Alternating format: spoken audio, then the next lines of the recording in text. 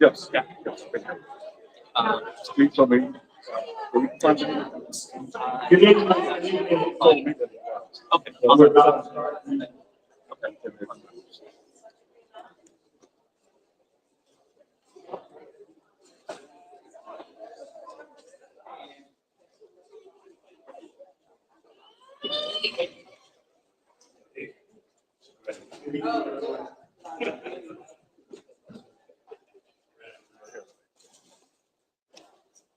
Statement for President.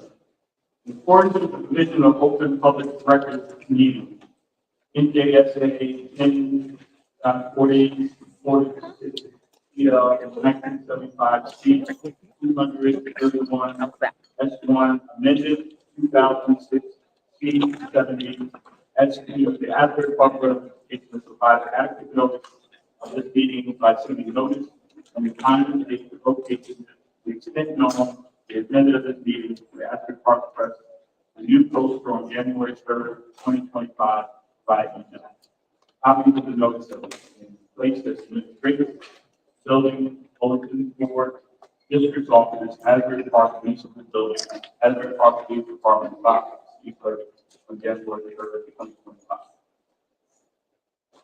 Asbury Park mission statement of the board president. Asbury Park District to provide all students with comprehensive progressive education where everyone possesses the skills and character to succeed in the diverse and evolving world of society. Roll call. But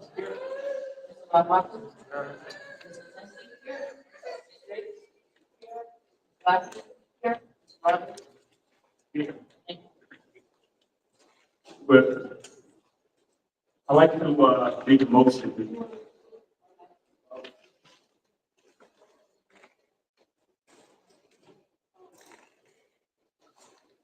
I'd like to make a motion to allow two of our board members who are away, join the meeting. Do I have a second? Second. Roll call. Exactly. Question, discussion? So I would use this as a policy on 2001. And the policy actually makes and requires that in order for there to be virtual participation by the board members, they're required to submit a statement in writing requesting that they be allowed to participate in advance. That request to be submitted to the president and circulated to the entire board for the approval of the board. And in addition, once it's approved, there should be a voting set up so that the board members are able to participate fully, so that they're able to be heard, to be amplified, so that everyone can hear. And that's what we're supposed to be set up for the meeting tonight. So, and they have to participate for the entirety of the public session. So you can't do like last time where you voted partial participation. So I guess my question is, has that all been followed? Because I've not seen a written request from Dr. Penn or Ms. Clark to participate virtually tonight.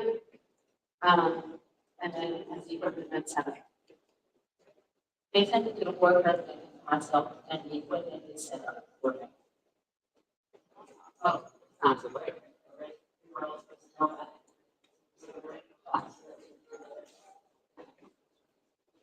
But if they're planning on attending, are they planning on attending for the entire executive session tonight, or we could hear them? And call them to be able to hear them?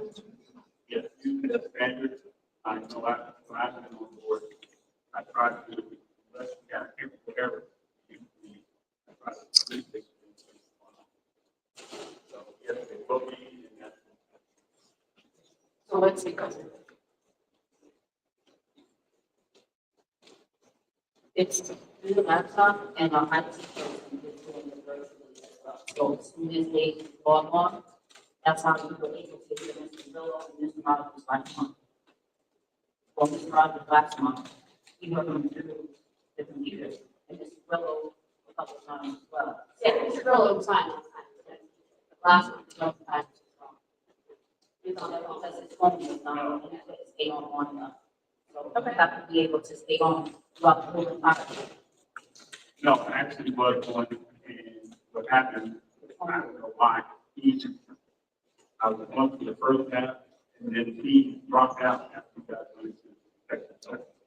And I still visually, I could see what happened.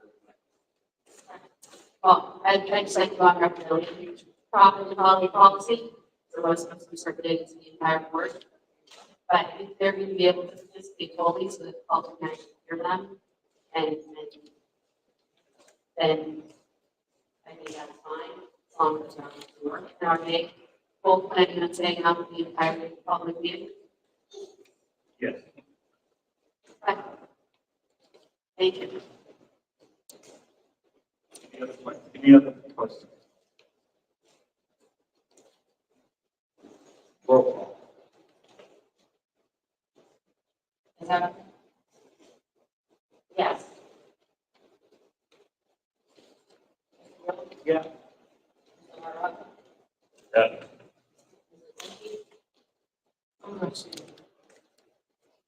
That's right. I'm for it. Yes. Mr. Rogers? Yeah. Yes. And they are both on the public right now. Okay, also, we have an additional, request. Because of the nature of our discussion, would like to actually, suspend the policy to attend executive session virtually. Questions, discussion?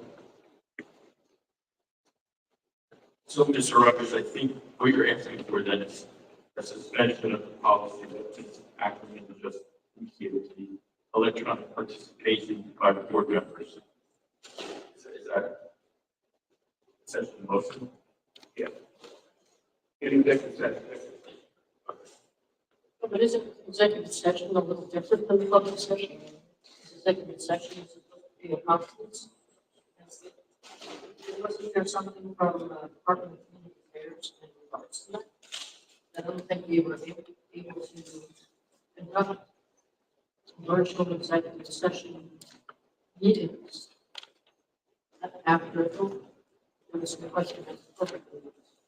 As long as the quorum was needed. So it's not a virtual executive session. The question is, can the board members participate in an executive session that's being held physically present in the building, but at which the board members are participating electronically? The question, and to this sincerity, I think the question or scenario that you posed is a little different in that it's not a fully virtual executive session. So my legal opinion would be that if the board wanted to suspend its policy to allow board members to participate electronically in a live executive session, it'd be my opinion that the board can suspend the policy and allow those board members to participate virtually in the live, physically present executive session. So if you don't have 5 physically present individuals in an executive session, and you need, let's say, two to make up the physically present because they're not in executive session, isn't that a violation of the Open Public Meetings Act? Not five people present physically at the location of that facility. That's just a question. Yeah, I don't believe it would violate the Open Public Meetings Act to have two board members join an executive session virtually. If there's not a quorum of board members present, it should. Yes. I remember last year, was it last year? Last year or, no, 2 years ago, previous superintendent was here and Reverend Dr. Peno participated in executive session as well. Yes, but we had a total quorum of individuals present physically at that time. There were in essence five people. I think he was only the ninth person in that. And if we had a couple of individuals. So we had to be present five people at that executive session. That's what my question is. I'm just posing the question. I don't know who's totally conflicted and who's not in the executive session. Will we be able to see them? Will we be able to see that it is, in fact, attendance, are, will we see them, and also, are they both going to be in locations that are secure, are they going to be in by themselves in spaces? Just to ensure the confidentiality. That's what I'm asking. So the answer to the question about how we see that, I'm not aware of their situation.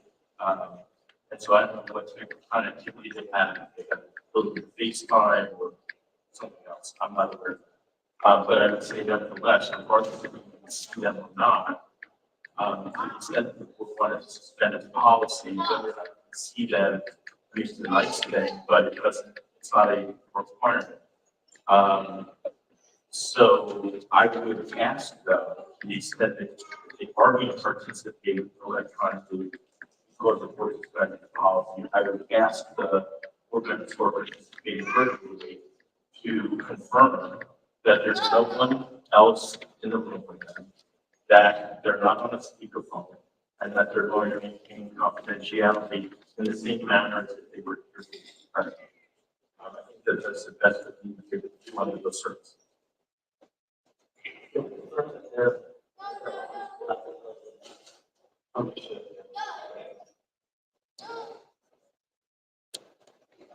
I am on and listening to all of this. I don't know if you guys can hear me. Yes. I'm present and here on this. Okay. And is that the reason for the policy? What's the underpinning of the policy? So when I drafted the policy, actually I was asked to take a look at the stress estimate policy and then provide additional comments and protections, if you will.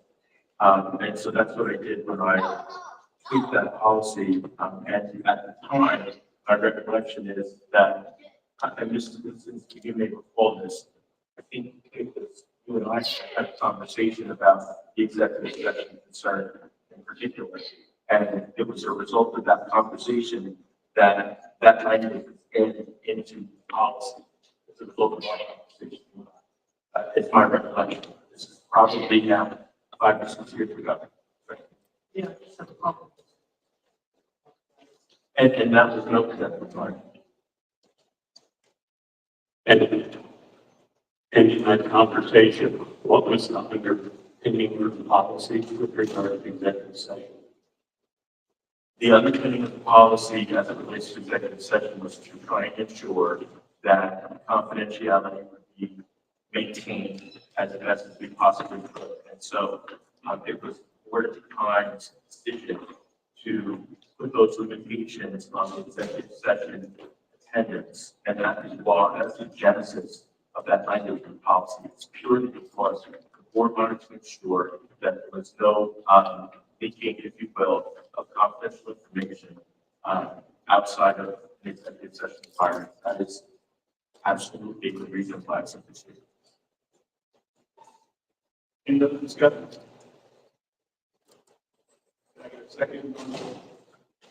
Second. Roll call.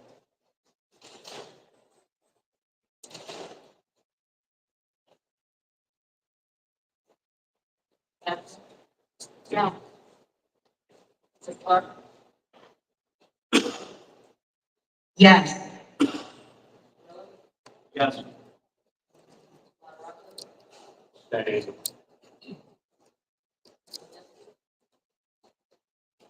Understanding the reason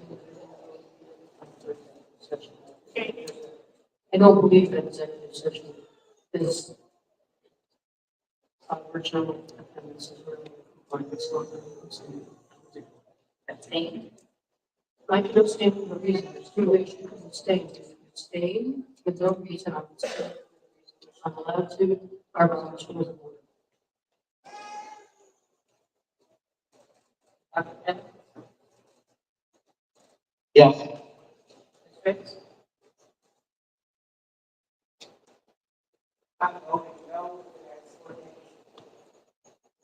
the policy and procedure. I don't think procedure is the law of policy and policy work that so that we do. So for that reason, I'm voting no. Ms. Lambert? yes. And let me make the statement that transparency and the issues that go on in this district day to day have to be addressed. And trying to be transparent, to keep people in this district running, we have to make decisions sometimes that have to equate to get the job done. And I know in the past years, we've talked about not having forms, not having other things, but people, even when they're out, want to make sure. I think they appreciate the fact that they still want to get involved, they can make some decisions, even outside of the travel, with their time. So, next, the next, let's have a, black salute.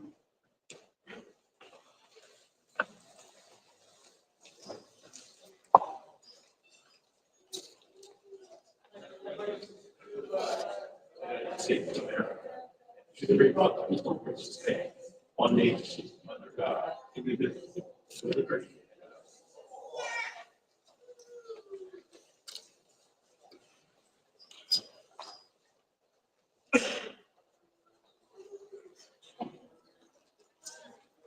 Right?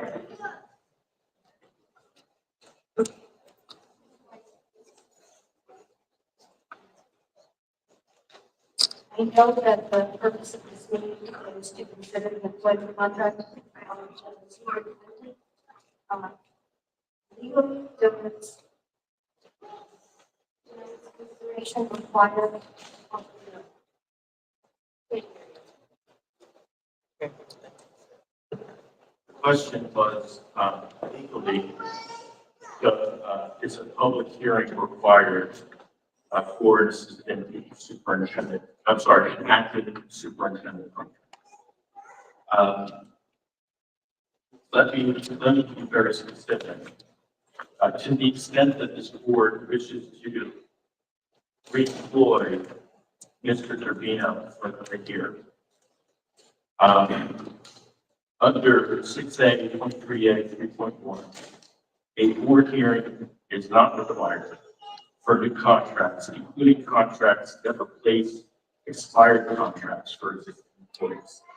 So to the extent that this board wishes to offer Mr. Turbino a contract that would begin July 1, then a board hearing is not required. I am aware that a board hearing is advertised, and the statute specifically says, or I'm sorry, the code section specifically says that a board hearing is not prohibited, but it's not required in the circumstances and situation that we're currently in, to the extent that the board wishes to offer Mr. Turbino another contract starting point.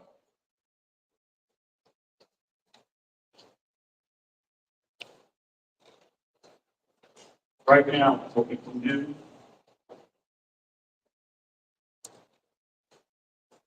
President, do you want to, are there any awards things for children or students and other? That'd be better if we proceeded with that, so they don't have to sit through the regular meeting if they do something, so, that's just my suggestion.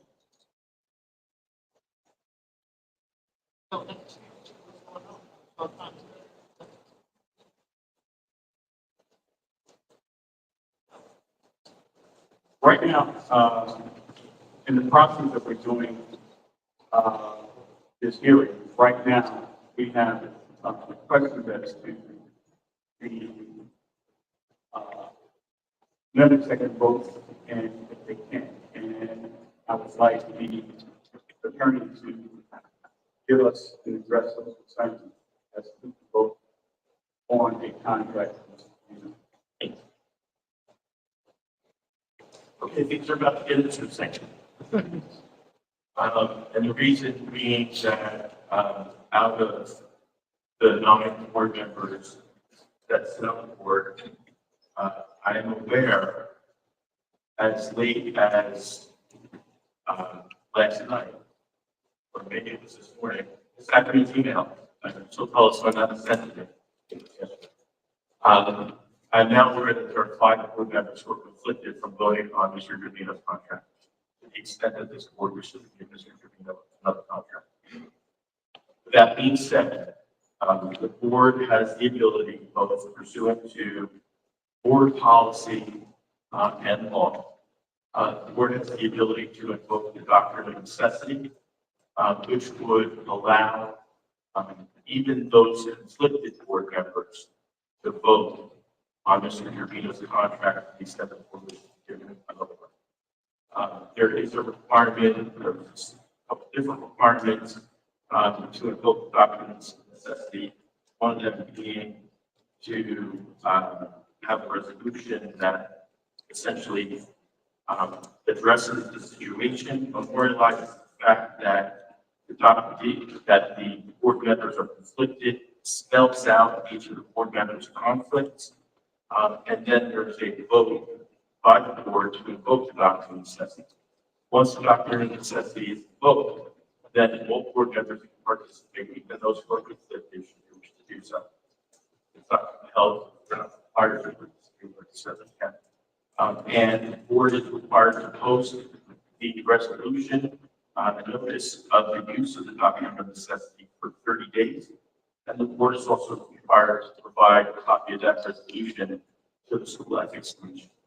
So if that's the scenario that we're talking about, giving Mr. Trevino, considering giving Mr. Trevino another contract, under the circumstances, it's my opinion that the doctrine of necessity would need to be invoked in order to proceed. So we need to explain to the public each individual's. Yes, and actually, because I was a Cub Scout and I tried to always be prepared, I prepared a resolution.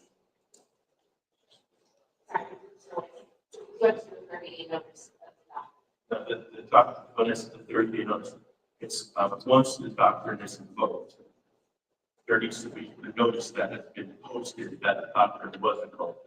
And that notice needs to be posted and remain posted for 30 days. It's not that it must be posted 30 days in advance. That's So what's the purpose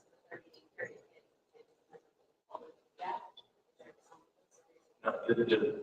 the code requires. Yes. Now, the other thing is we have not seen the resolution, so we can make copies. You have copies of the resolution? I have one copy that I prepared. It's a standard. I can read it aloud for multiple here. Can I get a copy of it so I can read along with it? Thank you. Please, If there's a copy, you should know. it'd be, the board of members, I think it should have copies. Copy of the it's called. We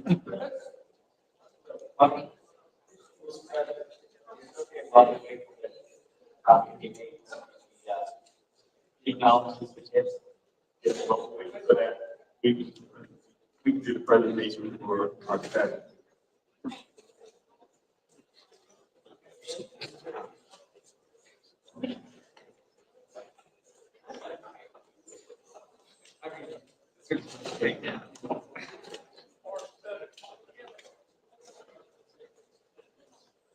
All right, at this time, we'd like to call up principals, recognize your staff and students of the month and start with Dr. Harry King.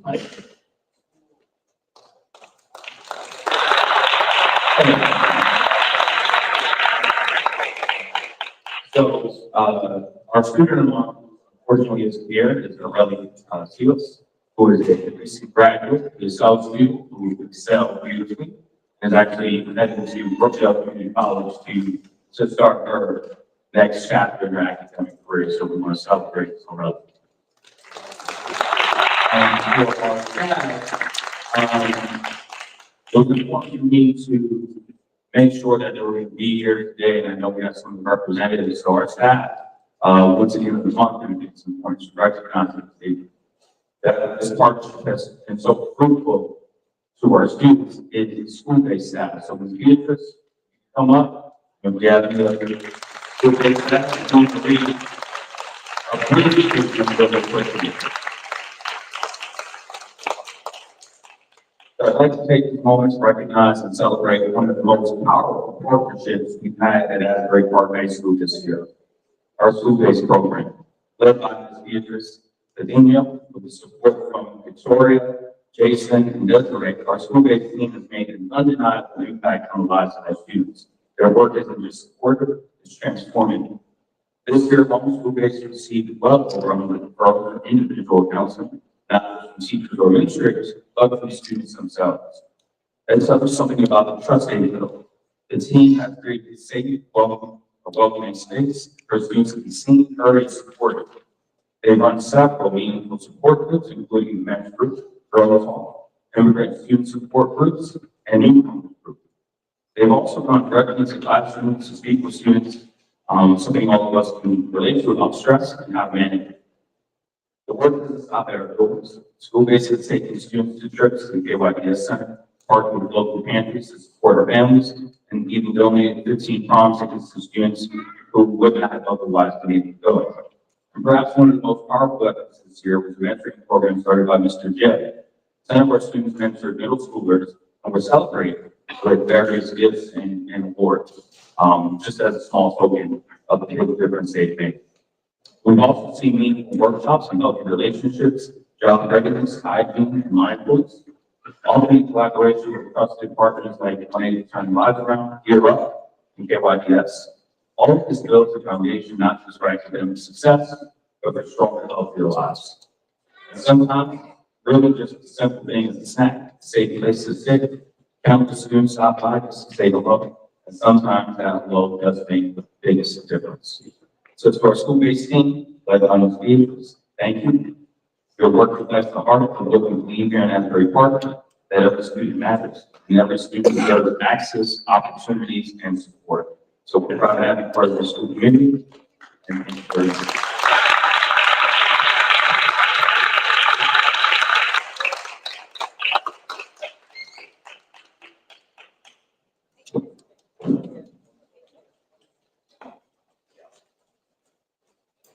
Now, I'd like to call up Ed Locke, and represent MLK.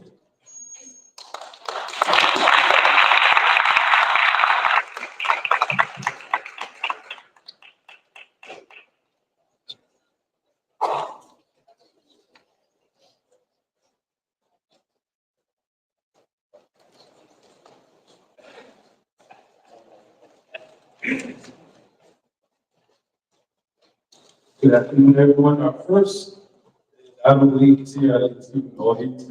But the first person we're going to honor is our athlete of the month, Elon Crawford. He was a basketball and track superstar. More importantly, he is a well-rounded young man, extremely polite, believes in his academics, and showed true leadership skills throughout the school this year. So shout out to him. Elon Crawford.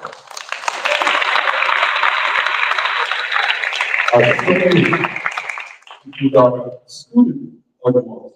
This young man also is not present, but it did my heart justice that the school picked this young man.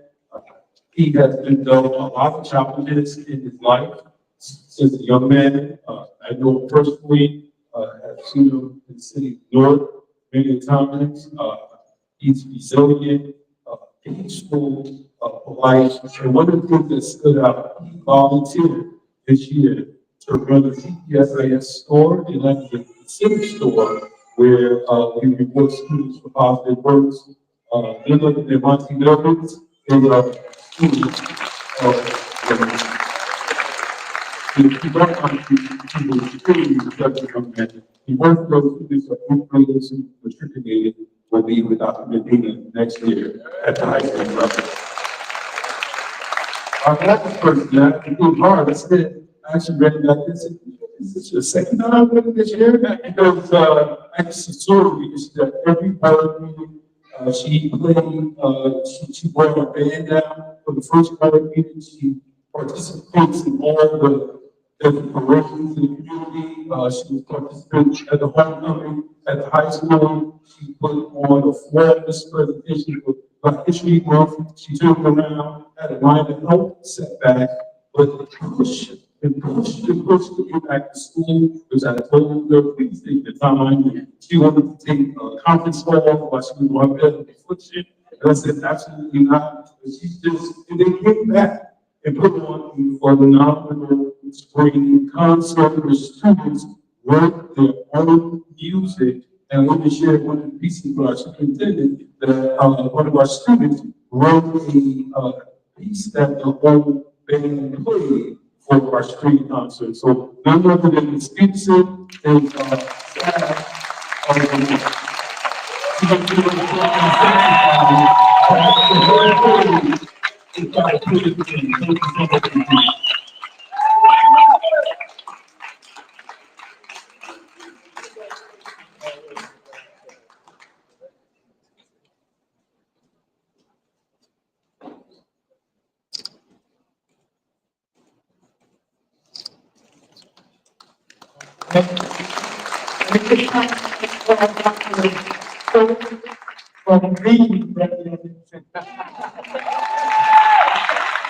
Good evening, everyone. I'm Dr. Schultz, Principal of the Graphic Elementary, and tonight for our end of the year student of the month. I am so excited and delighted to show this rising fourth grader who just completed her third grade year the recognition she deserves.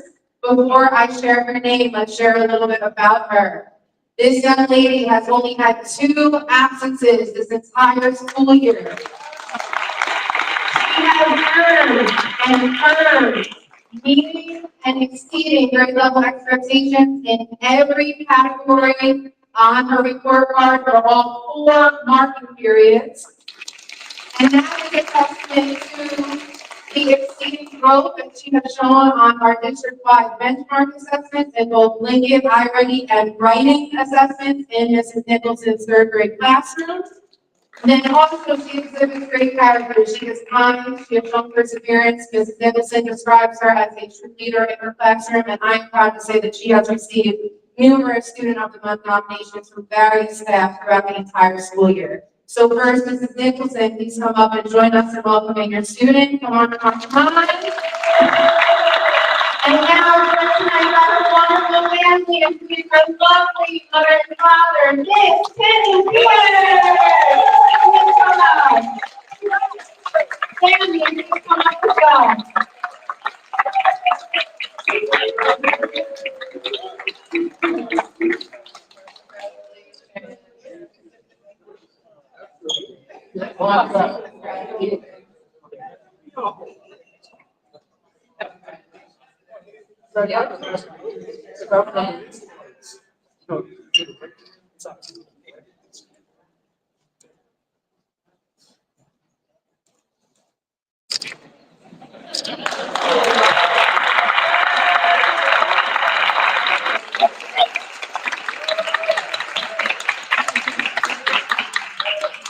And now from our staff member of the month, Ricky Bradley Elementary.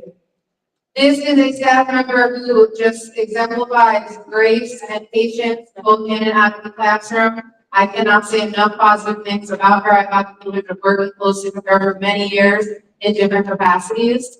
This year, she overcame several challenges. She handled moving back into the classroom, as an instructional coach with, like I said, grace, patience, and a very positive outlook. She is one of our biggest volunteers at the building level, staying after on her own time for every after-school event that we have, and I'm not exaggerating with that. She volunteers her time to run our Girl Scouts program free of any cost, just giving her time to do it, so we have it for our students. She was with us today for a voluntary full-day data meeting to help move us forward for next year. She is someone who works hard and has also received numerous nominations each month throughout the school year by her colleagues. This month taking the lead with 6 nominations from her team members. So joined tonight by her mom, Miss Tiffany Andrews, and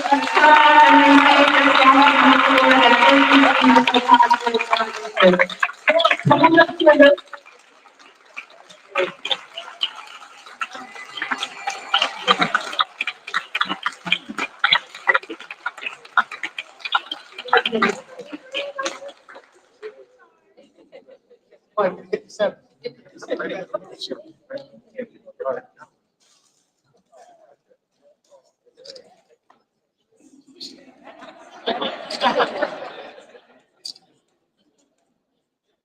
Thank you, everyone.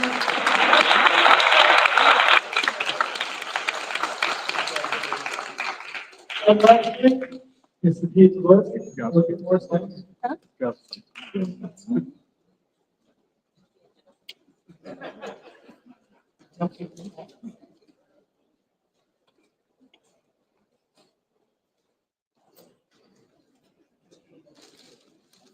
Good evening. My name is Mrs. Asbury, and I'm the building principal at the Marshall Elementary School. And the first presentation, I would like to ask student Kirby Collins to come, please.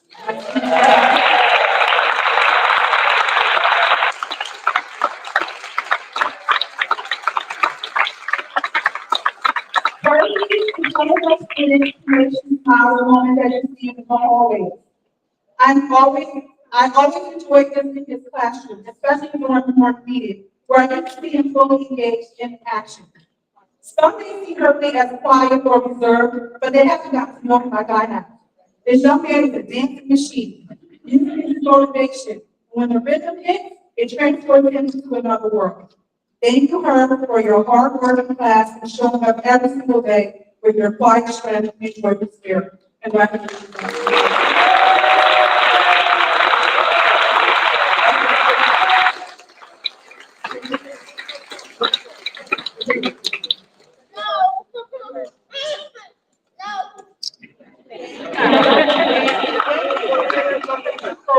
Congratulations.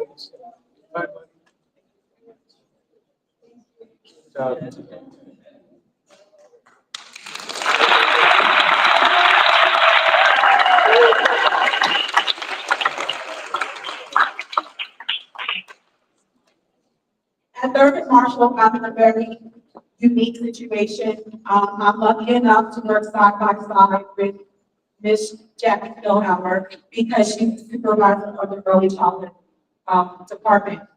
And I would be misleading you if I did not tell you that these words were required.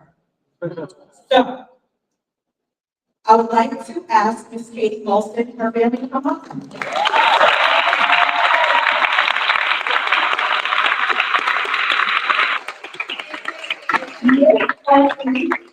Our remarkable preschool teacher and a true beacon of leadership. Ms. Olsen embodies what it means to inspire and engage with both her students and staff in a way that is truly transformative. Her relationships with colleagues, students, and families is nothing short of extraordinary. She brings an infectious positivity to our school community, radiating warmth and encouragement like a ray of sunshine on a bright day. Her classroom is not just a place of learning, it is a sanctuary where every child feels valued and empowered to explore their potential. Katie has gone above and beyond by leading our recent autism awareness event, demonstrating her unwavering commitment to inclusion and understanding. Her passion for advocacy enriches the lives of her students and serves as an inspiration and example to all of us.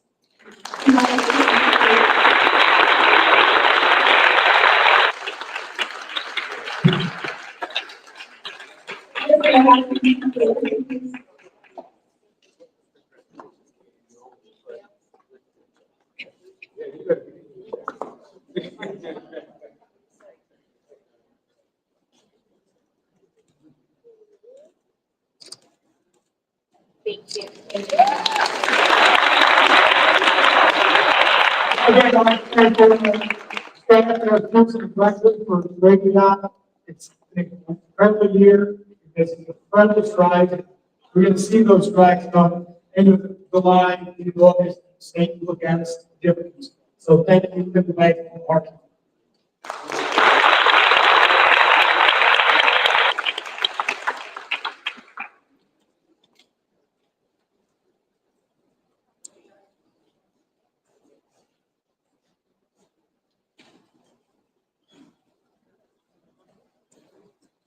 Okay, right now, we're back to business. I'm gonna ask the attorneys to read the doctrine of necessity. Can we, we're gonna read it, then we're gonna, move and second and have questions. Should we discuss corrections or adjustments to our board? Because that would be able to, if somebody didn't want to change it, we wouldn't be able to add information to the resolution. If they didn't want to amend their. Hearing your concerns and simplicity, I would recommend that I read it aloud and then we talk about any adjustments. And then take a motion in a second. Okay, okay. Thank you. All right, so ladies and gentlemen, I'm going to be reading aloud the resolution, invoking the doctrine of necessity for the purpose of moving on deputy superintendent's employment contract.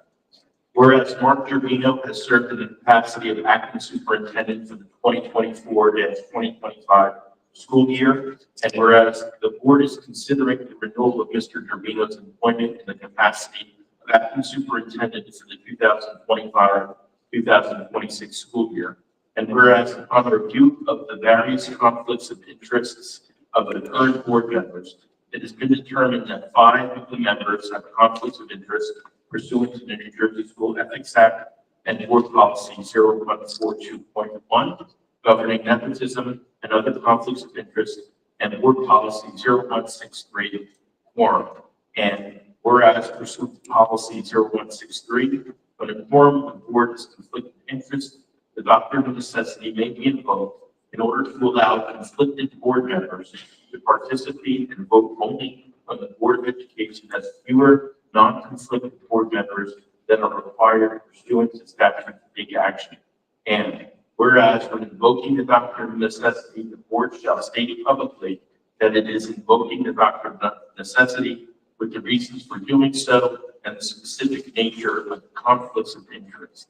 And whereas the board policy further provides that it shall read the resolution invoking the doctrine of necessity at a regularly scheduled public meeting, post a notice of the resolution for 30 days, and provide the School Ethics Commission with a copy of the resolution. And whereas the School Ethics Act, NJSA 18A:12-21 and second, was enacted by the New Jersey State Legislature to ensure and preserve public confidence in school board members and school administrators, and to provide specific ethical standards to guide their conduct. And whereas the School Ethics Commission has provided guidance regarding the invocation of the doctrine of necessity when a quorum of the Board of Education is not available because members of the Board of Education have conflicts of interest on a matter required to be discussed and voted upon. And whereas the board intends to have discussions concerning the appointment of Mark Gerbino as acting superintendent. Whereas members of the board have conflicts of interest that would prevent their participation and vote on the employment agreement with Mr. Gerbino are as follows. Number 1, Stephanie Ackerman, Dominic LaRocca, Jesse Briggs, and Giuseppe Brillo are all involved in litigation brought by Mr. Gerbino, which is currently pending on County Superior Court. Number 2, Tracy Rocker's significant other, Jessica Ingrid Tejan, is a paraprofessional employed by the board. Number 3, Jesse Briggs' niece, Sharon Jones Ward, is employed by the board as a human resources coordinator. Whereas, as a result of the foregoing, the board does not have a quorum to vote on the acting superintendent's contract, and the board's counsel and the board have determined that it is necessary to invoke the doctrine of necessity. Now, therefore, be it resolved that the above paragraphs are hereby incorporated by reference, and be it further resolved that the doctrine of necessity is hereby invoked with respect to the board's deliberation of and the public vote related to the acting superintendent contract for Mark Turbino. And be it further resolved that a copy of this resolution, having been read at a public meeting of the board on June 26, 2025, be posted in accordance with the board's standard procedures for not less than 30 days, and that the board secretary reflect the same in the minutes of the meeting. And be it further resolved that a copy of this resolution be provided to the school ethics commission. Any discussion? I have a question.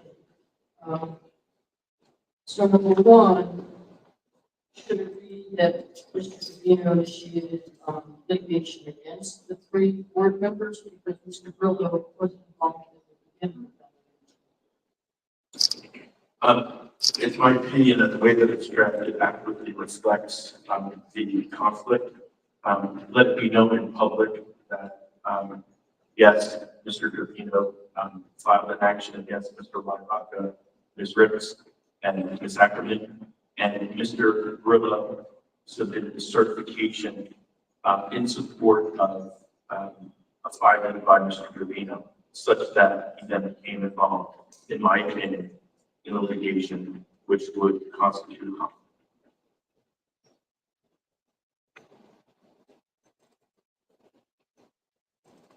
So the other question I have, because, think about these things, is if you initiated your own participation in a litigation, can you vote to nullify that by voting the document of necessity so that you can participate?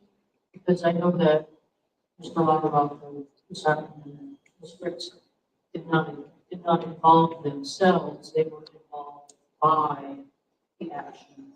I'm just wondering if it's a conflict to vote, to allow yourself to vote because you participated in something. Do you understand what I'm trying to say? I do understand what you're asking. To be clear, Mr.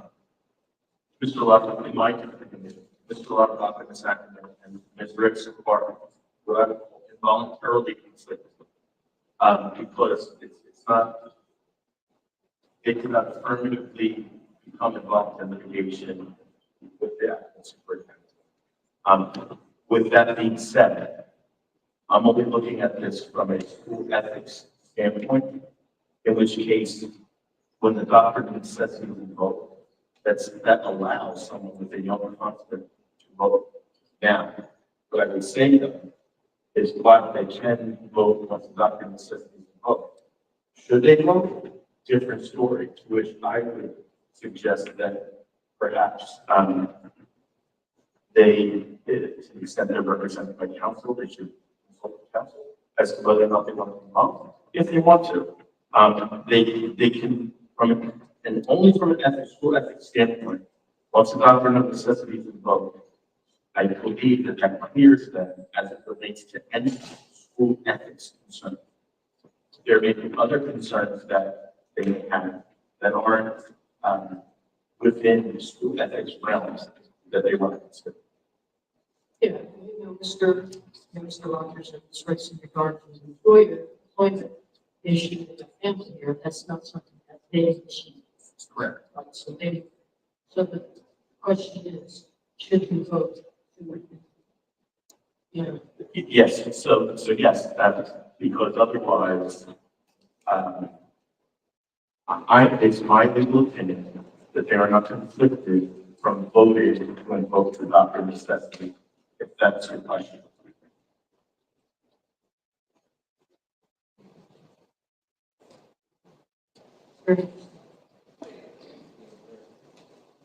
So I have a question and comments. The question is, has it been tested? I mean, are you aware of any situations where the doctors vote, there's a conflict, someone votes, and then ethics violation is brought against them later on because they voted in violation of the previous opinion?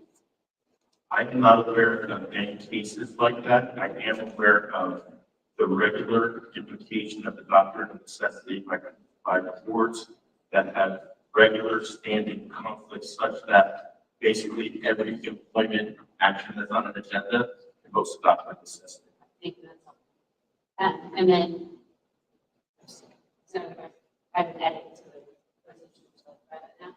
Sure, please. So I would just ask that as to, and this, as to Mr. Rogers and Ms. Rex's familial conflicts, I think there's no question that those are in fact conflicts, correct? They're absolutely, in my opinion, they're conflicts, which is why I spent. I think what I would like to add though, as Mr. LaRocca and I, and Ms. Rex have released the lawsuit is, so this is the third paragraph, it's been determined that two of the members have conflicts. And Ms. Sacramento, point to where you're at. so sorry, third paragraph, second line, It's in line. okay, it's been determined Yeah. that two of the members have conflicts of interest pursuant to the New Jersey School Ethics Act. And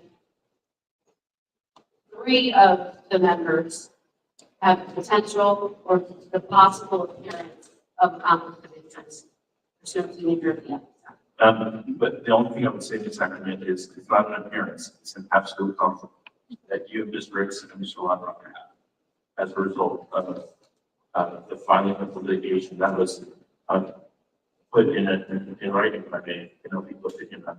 But that's your legal opinion, hasn't been, we don't have an advisory opinion confirming that. If I read an advisory opinion or a case that has pretty much very similar, it's a very similar fact pattern. I don't know how that just, in my opinion, it's facts that when someone's involved in litigation, with an employee, it should not be dealing with anything related to that employee. It's quoted in my legal opinion. So what my memo is that as an opinion, it's pretty darn close to the gospel as far as it relates to when a board member is sued or involved in litigation with an employee, that board member has a conflict with that employee and should abstain from anything to do with that employee. Again, we can, and to be clear, the language of the resolution is not to me. To the extent that you'd like to change it and the majority of the board is okay with it, then great. I just, wanted to raise the issue that is pretty darn clear to me that it's a conflict. While maybe in my opinion, I would imagine that I'd find it'd be hard for us to find something that didn't agree with that. Last thing I would like to ask is, just procedurally, the Ethics Commission has reviewed the document. And if you make a determination that whether it was invoked, in compliance with the statutes. Yes, absolutely. So I just wanted everybody to know that. So. Yep. And also concerning that, right now, this is going to be an option vote. And each of you members, and I know my situation, and you're open to make your own judgment and decision on how to make a vote. So I think us doing this one, establishing that we have to have a superintendent, going into next month, July 1st, all this district will not have a person overseeing this district. So the decision that you make and check and create this option, will now, everyone on this board now will have an option of making a decision as to what goes on. So no more discussion. Mr. Roberts, I have one more. I have to follow up with your comment. Yes, it's correct that by July 1st, we have to have an acting superintendent because we do have a superintendent. But the board could have, if they had wanted to, have a discussion about the reappointment, which we really didn't have, because it was brought to our attention. It was brought to the board for leadership, it was brought to our attention by Mr. Monitor last month. So that there was no room for discussion about whether we were going to renew or not renew or consider something else. I just wanted everybody to be to understand that we actually didn't have a discussion about this particular situation, just so everybody knows. So we're now here trying to figure out how to deal with it because we have so many conflicts. Actually, what you just said is not correct. I specifically asked you on 2 occasions to discuss the situation about the appointment of an active superintendent, when you told me that you would not discuss it. It's to be a discussion with the full board, not between board members, not between individual board members, because there could be a violation of the Open Public Meeting Act. If you ask 5 different people, which would be a quorum, and consider like telephone chain, and that is a violation. So the only discussion I would have is an executive session with the full board about the situation, which we did not have. I'm not going to have a personal conversation with the one board member. I want everybody to hear my own opinion, my own situation that I'm prepared to deal with, not one alone. Right now, I'd like, let's continue on with that, since no more discussion. We had a motion to, vote necessity. I'll make the motion to vote the document necessity, adopt the resolution as proposed. Second. Roll call. I'm sorry, question, discussion. See none. Mr. President, I agree with you. Thank you. So we just make sure you spell my name right. Just in case you said it real low. And Roll call. Second. I'd like to see, but I have a comment like that. I think my first comment is just that any problems that we're dealing with right now up against a very short deadline, but making it for its own. Making it for its own actions. There was no discussion, Evan Slivitsky said at the full board. No discussion even began before the beginning of June. 12-month contract.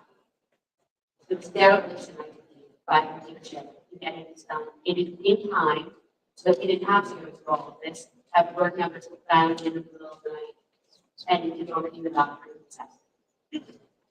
So, having said that, I'm going to abstain from the vote. Ms. Clark?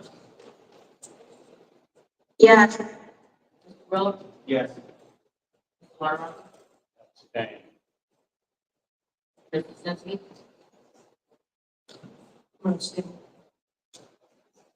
Dr. Jones? Yes. Right. Are we keeping the signs now?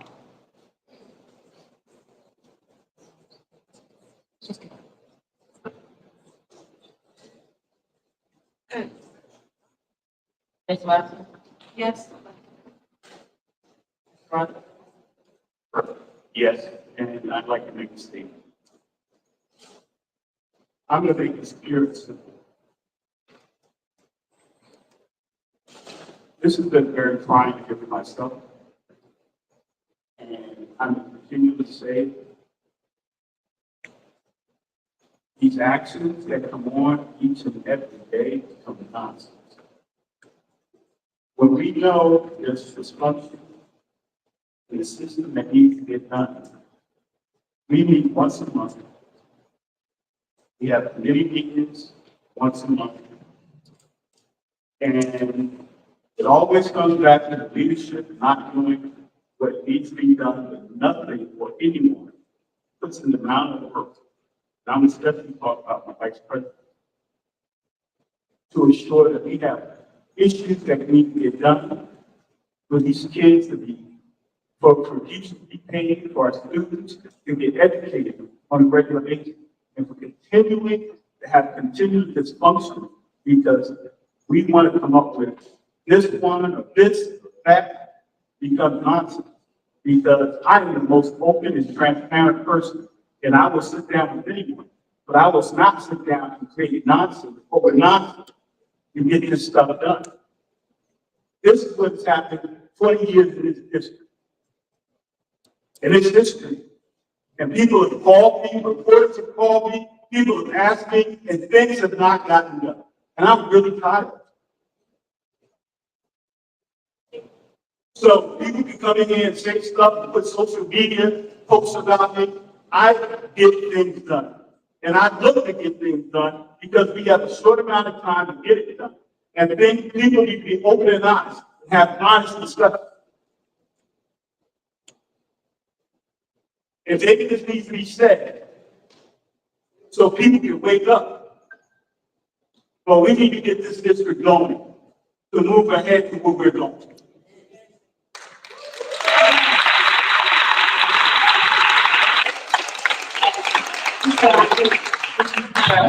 Mr. I have a question about your comment. So we're sitting here as a full board. The contract expires on June 30th. The resolution that we just read, most of this day is read it for the first time just now. And so no one here is trying to create nonsense. We are in fact trying to get transparency. Because transparency, transparent government would have been sharing this resolution, or maybe not the resolution, because I know Mr. Royce is very busy and we appreciate all he did today to get this together. Advising this board yesterday that there would be a resolution so that we might be prepared with questions and comments about the resolution. And as for the nonsense you're referring to, if it's the policies of this school district, then I take exception to that, sir. Because the reason the policies exist is to provide the education for the children of this district in a meaningful, proper, efficient, and unbiased way. And that's why I bring those things to your attention, the attention of the community and the attention of the entire board. Because frankly, discussions among 1 to 2 to 3 board members is the opposite of transparent government. So to that I say, we are in agreement, Mr. Rogers, that we need transparency and we need the nonsense to stop. And so for that I say, let's all work together on a regular basis. Thank you. And that is why, you waited until 5:48 p.m. yesterday to send out an email that created this exact situation. The document necessity never, ever would have been brought up had you not identified the situation that generated it. So I mean, the situation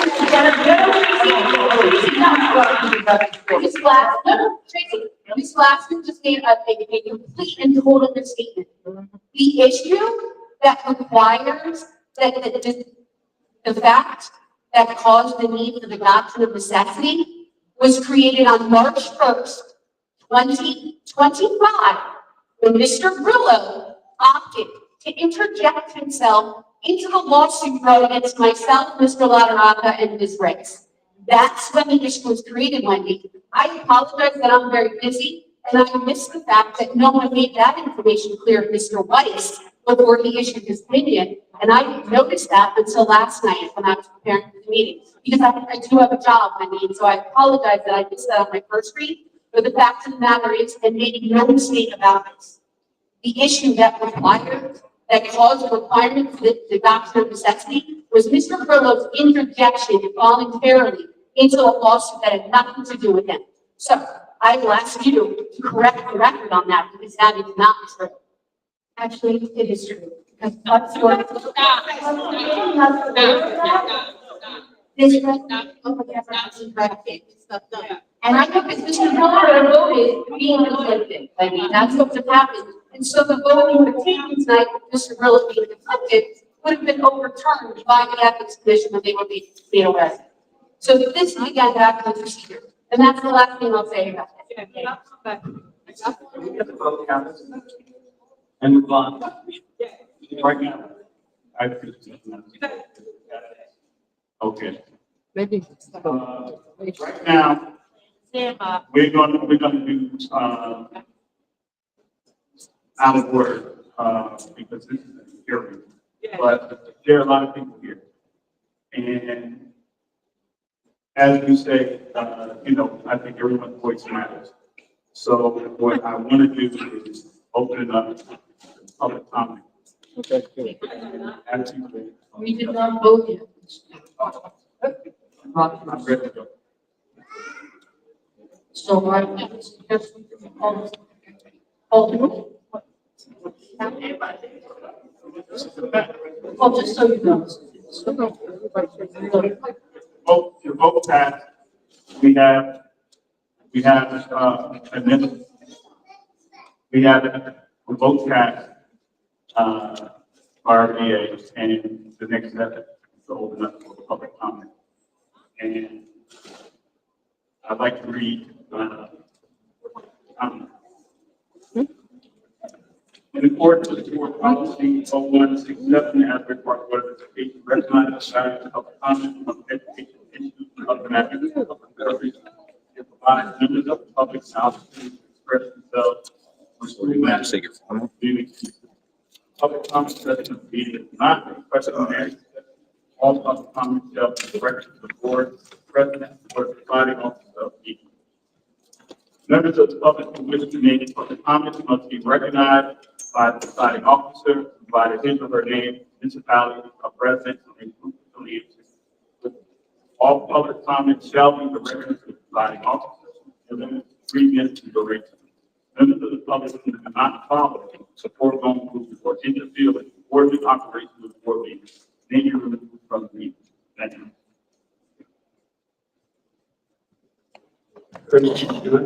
Can I just confirm status with, if there's been a full vote on doctrine of necessity and there's been a full vote on the motion?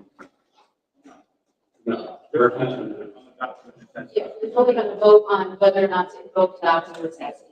So Ms. Brown, did that pass? Okay, so then what's next? We need to vote, when we vote, when the board vote on the. I'm gonna let the public have- The public discussion, and then we're voting on, then the board's voting on the contract. Thank you. Open executive session, so that we do have to discuss.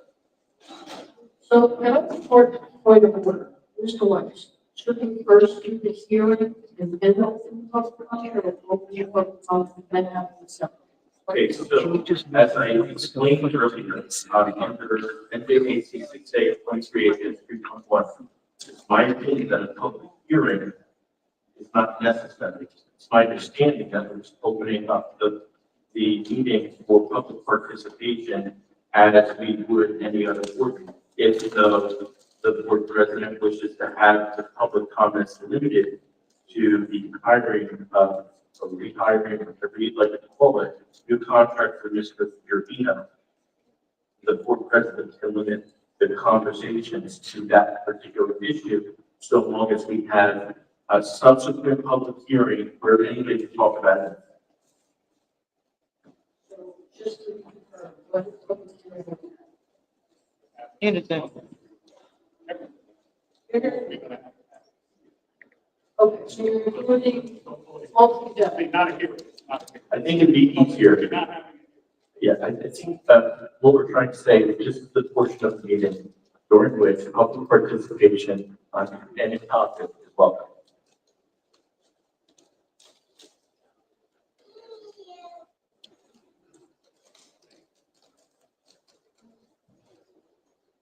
You ready, John? Good afternoon, evening, hello. Hello, Sheila Brazil, 1200 Jefferson Street, Asbury Park. Former board member. Well, when I was board member, we was on it together. And as the president will call it, had a problem, and we call it individually Sure. and ask questions. So, oh, I'm sorry. Please. Sorry, Mr. On comment, please. Okay, thank you. Mr. Rogers, it's fine. But, you know, I need to ask you a question. why are you here? Why are you here? Because, okay, we moving forward finally. You said you were about the kids, but it's not about the kids. If some of you can't have it, well, then you want to pout like little kids. Then y'all some grown folks. Come on now, let's get real. It's not about having your way, it's about educating our kids in this district. And you've been here long enough to know, and I'm just shaking my head because, it's so sad. And people, you more worry about your taxes than you worry about the kids. Something's wrong with that damn picture. I'm sorry for the profanity, but it's in the Bible, so I see it. So, let's get real. You're not about the kids. You're here to cost your taxes, but well, I hate to take the city, take your taxes up to and the school board. So if you can't afford it, like I told you last month or the month before, start cooking at home, start eating out so damn much.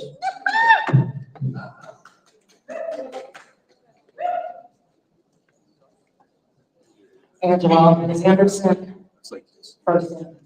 So like Sheila, I went Senator. The problem that we had when I first started, the board was dysfunctional, it was divided. And I, Barbara, Mr. Grillo, Ladaraka, and some others that are not here, we all worked together to come together. We followed the process, the protocol, and we made sure that every voice was heard because it was valued. I don't see that here. What I see is that you have one side again divided from the other side. And you all should be here focusing on the children. And that somehow seems to be missing. And that's unfortunate because these children can't go anywhere else. They can't go into another school district. They're here. Now, I'm not saying that anybody is here saying, oh, yeah, please go ahead and raise my taxes, because I don't want my taxes raised. And I'm paying a whole lot of money. Some of us are renters, and we don't pay taxes, so it don't bother you. But for those of us who do pay, it's a hardship. And if you've eaten at McDonald's lately, just 2 meals can cost $30. So things are really expensive. But what needs to be done is that you need to stop fighting and picking and having an attitude with each other. The other thing I want to ask, when I sat on the board and I see the things have changed regarding policies and procedures, but when you had a superintendent, there was an evaluation of that superintendent. The board would set goals, and then the superintendent would achieve those goals. And that's how he was given another contract based on those goals that he achieved. I would like to ask the board president, has there been an evaluation of the current acting superintendent? That's number one. And you're saying that you will be without a superintendent come July 1st. Well, have you during this past year done a CSA superintendent search so that you would not be in this situation? That's the question that I have for you. And I know you can't answer that because this is not a back and forth. I've sat on the board long enough for 10 years, but I'm just curious. And the other thing is when you have committee meetings, you're supposed to make sure, see, the committee meetings were set up, just in case you didn't know, for those members who were unable to attend the 6 o'clock workshop. Okay. And then the meeting and the members were able to attend the committee meetings or a board of a whole. And if they can't attend, then it's your job to fill them in and provide them with that information because they are a board member. My time is up. Thank you.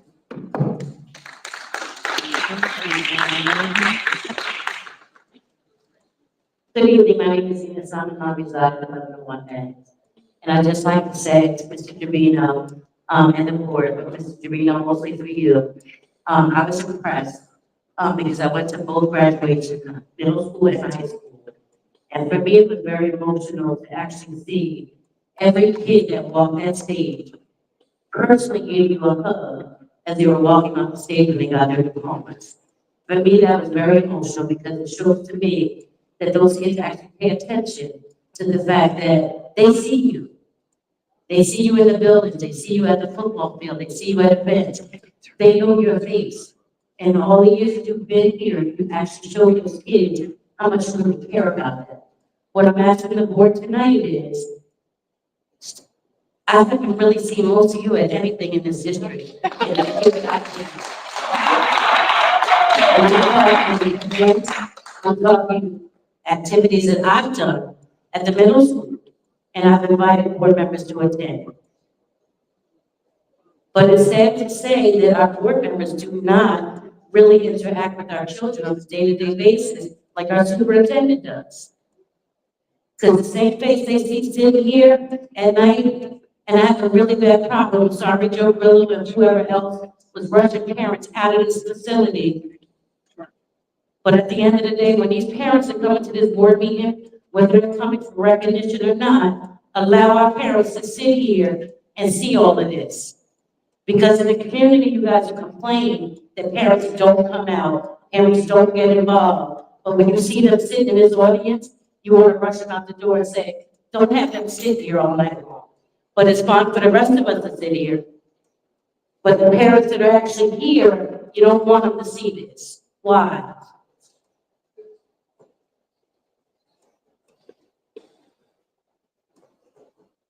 The worst part for me is being in this district as long as I've had. My worst fear is you're going to start losing more and more children out of this district than you will with kids coming into this district. Because you have a lot of parents that are going to start seeing this dysfunction with this board again after 15 years, and you guys are still doing it. So parents are going to start pulling their children out of this district and taking them elsewhere, and where does that leave the rest of you when those kids are no longer here?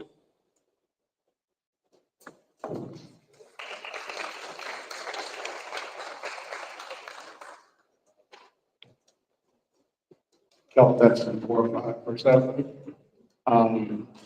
When people are talking about renters and people that own homes, when the taxes go up, the landlords raise your rent up, just to let you know that, okay? Now, we have two superintendents, you know, and I think it's a crying shame that that money is being wasted because that money should be wasted on the children, okay? We should not have two superintendents. That's a pet peeve of mine because the children need books, the children need one-on-one attention, and they're not getting that because we're spending all this money.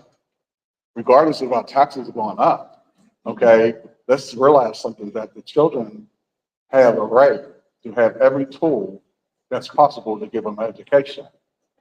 You know, so we have to have the debate. Why do we have two superintendents? Why is there a man sitting at home getting paid? And then we're trying to put somebody else as some superintendent. And why did we not do a superintendent search? Why couldn't we do proper protocol, you know, so that we're not here bickering? Okay, if we're going to be talking about leadership, leadership begins on when I come in for an interview. Like I come in for an interview. You have to interview people so that you can have somebody ready. So you know what? We got 3 candidates that we want to consider for being superintendent. But we cannot pay 2 superintendents. That's not right. Because I'm gonna tell you, you can say because you rent, okay, that's not going to affect you. Your landlord's going to raise your rent because he got to pay taxes. Okay, so homeowners and people who rent pay taxes. Okay, remember that. Okay, so we need to get a hold of it on this and the way this money is being spent so frivolously. Okay, so somebody got to come up with a bright idea, and we got to find out why are we paying for 2 superintendents. It's not right. It's not ethical. Thank you.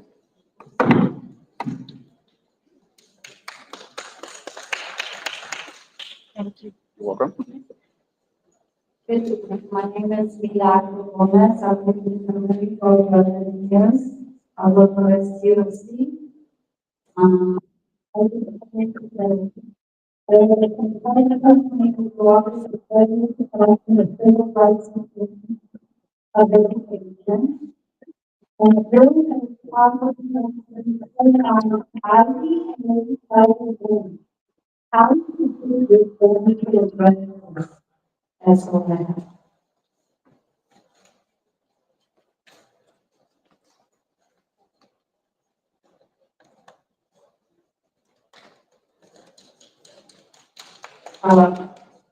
Good evening, my name is Barbara Council, and my address is 302 Third Avenue.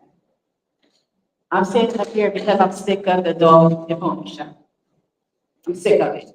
Every time I come to a board meeting, y'all going at each other. It's a shame. We have people outside that's coming to our meeting, talking about how the board is acting up and how y'all arguing in public and all that. It needs to stop.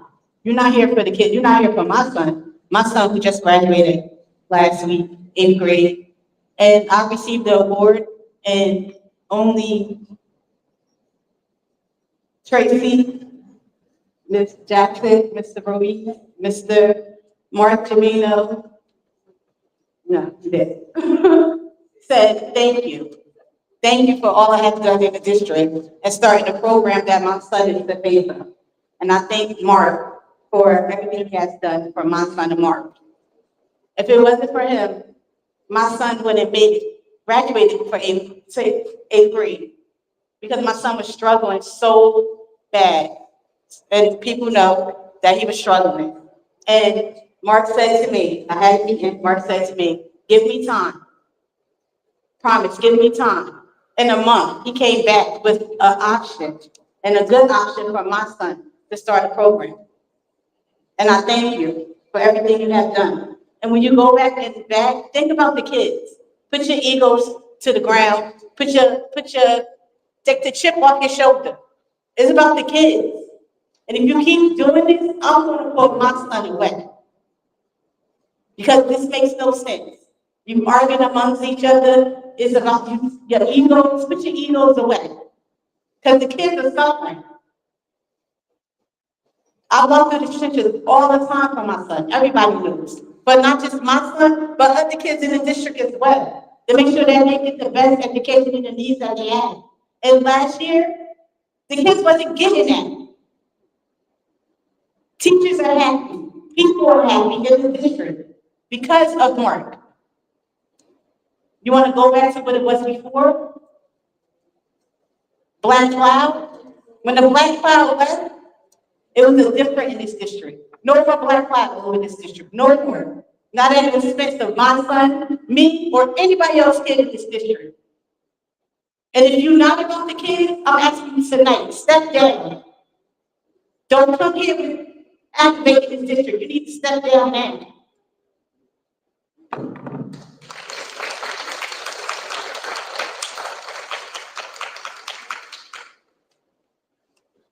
Hi guys, Jean Grossman, I'm Sunset Drive, Asbury Park.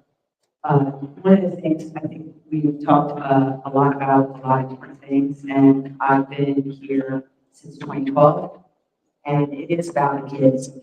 The one thing that I implore the school board to do is start to figure out how the money, the fiscal money that is going into the district is delivering something better than a 1 out of 10 education for the children of Asbury Park. And how do we get them to adulthood in a way that they can function for themselves and for their families?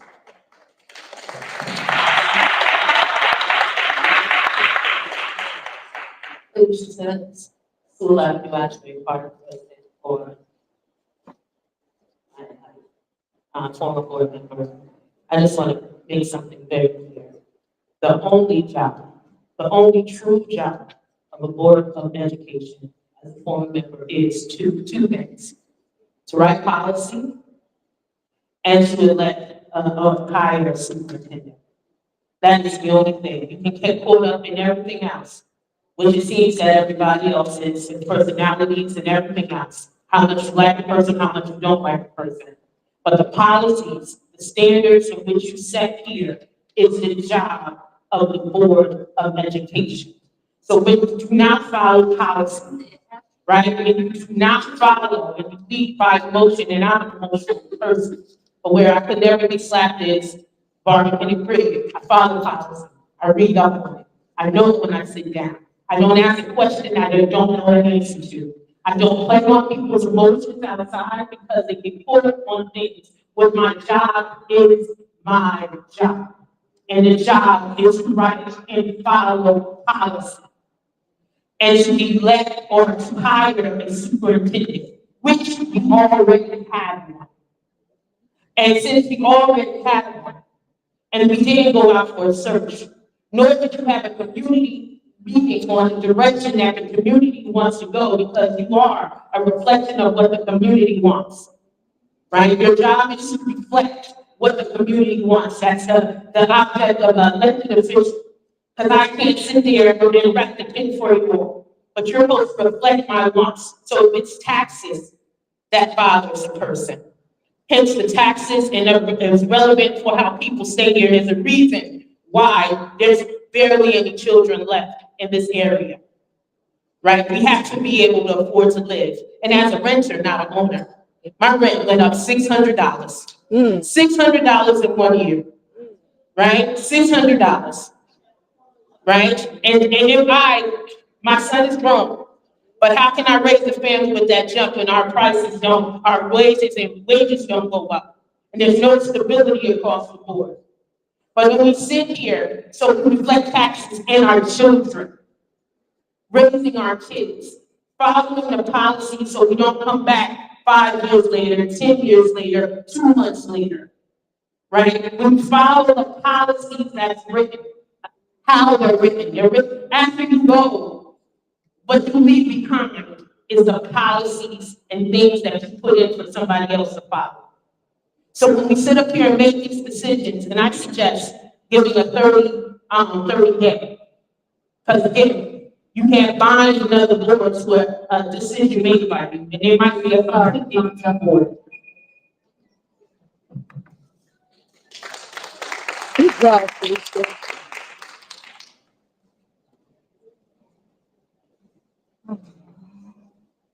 Good afternoon, Asbury Park.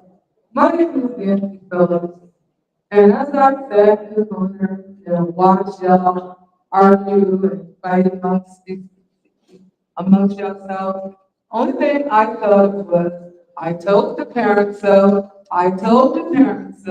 everything that y'all are sitting up here arguing about, I've been telling the parents for months, many years.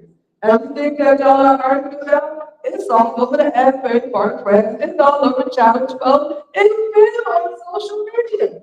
Everybody knows that y'all get past Jesus skills. Everybody knows that the corruption going on. Everybody knows that the football coach is drunk, walking all over the football field. Everybody knows that the grave is doctored. Everybody knows that the Pope was elected for our Lord by the board. The stuff that y'all are arguing about, we already know. It's not news. We already know that y'all are vandalizing everybody's car. How can y'all expect the students? How can y'all expect the students to behave when the park can't behave? Not one of y'all. And y'all all sit here with the dumb look, like this wasn't all over social media. Everything that y'all are arguing about, I'm laughing. Because y'all been born, but nobody don't believe in our sin. Of course, I'm gonna follow this board. Nepotism. Y'all know who was related to who before y'all hired him. Now all of a sudden it's an issue. It wasn't an issue when you was paying your cousin or your uncle or your brother. Now what? And in my opinion, y'all need to stop doing his opinion and start saying facts. And that's all I have to say. Next.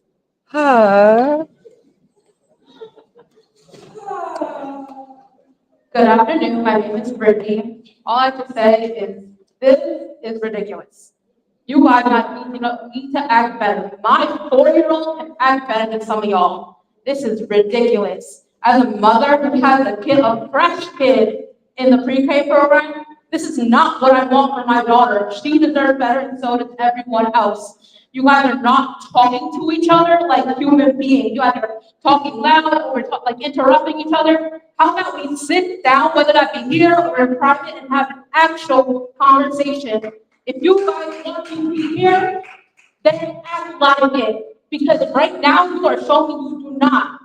This back and forth has to stop. Aside from that, like someone else said, I've only really seen Mr. Jorino at some of my daughter's programs, like the pop-up play days. He's gotten to know parents. So I think he's a wonderful person to be in this, like to be a superintendent. Some of you guys I haven't seen at all, besides maybe one or two at one thing. You guys need to start coming out and knowing your families. And also, if you guys want your parents to be here, how about we add translators, Spanish, Creole, because no one wants to come out here if they don't understand. Thankfully, I speak English, but when my parents, like when I was little, my parents did not come. There's people that I know that want to come, but they don't because they don't understand. You guys don't provide resources. Even at school sometimes, we're struggling to find a translator. What is going on? That's all I have to say. Act better, be adults.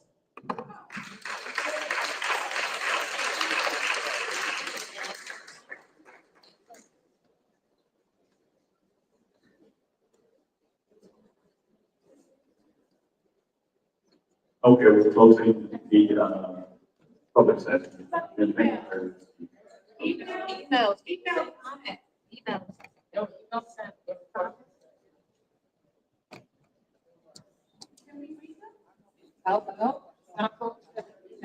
We will read them.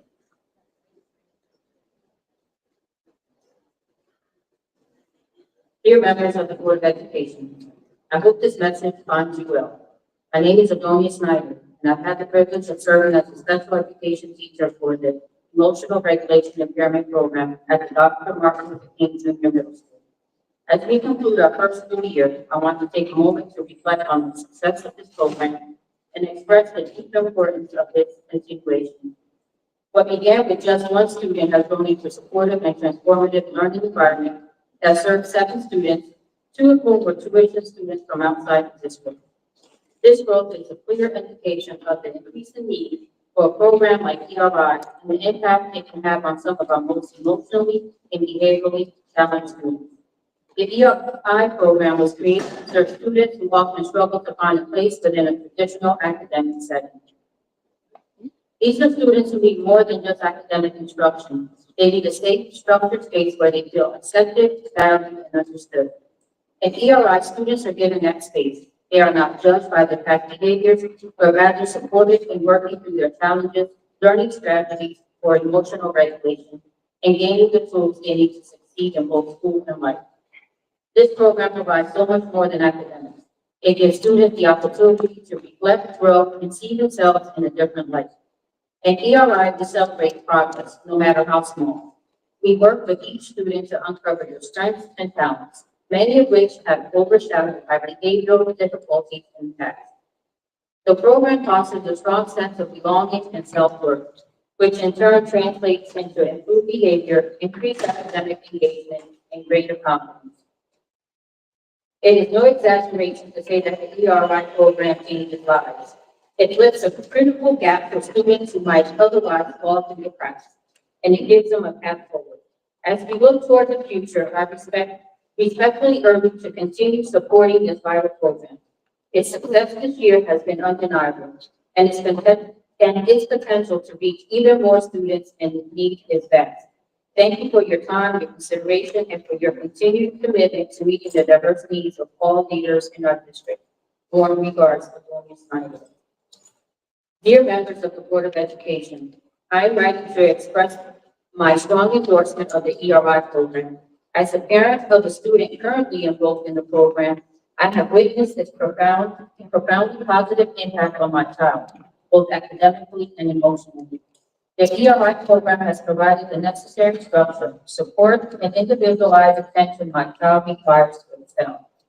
It has enabled them to develop valuable coping skills, build confidence, and remain more engaged in school. I sincerely hope the district will continue to support and approve the ERI program moving forward. It is making a tangible difference in student lives, and I firmly believe it is essential for the continued growth and success. Please consider the impact it has had on students like mine as you make your decision. This program matters. The Mayor Stevens. Dear President Rogers and the Asbury Park Board of Education, my name is Danielle Petrucci.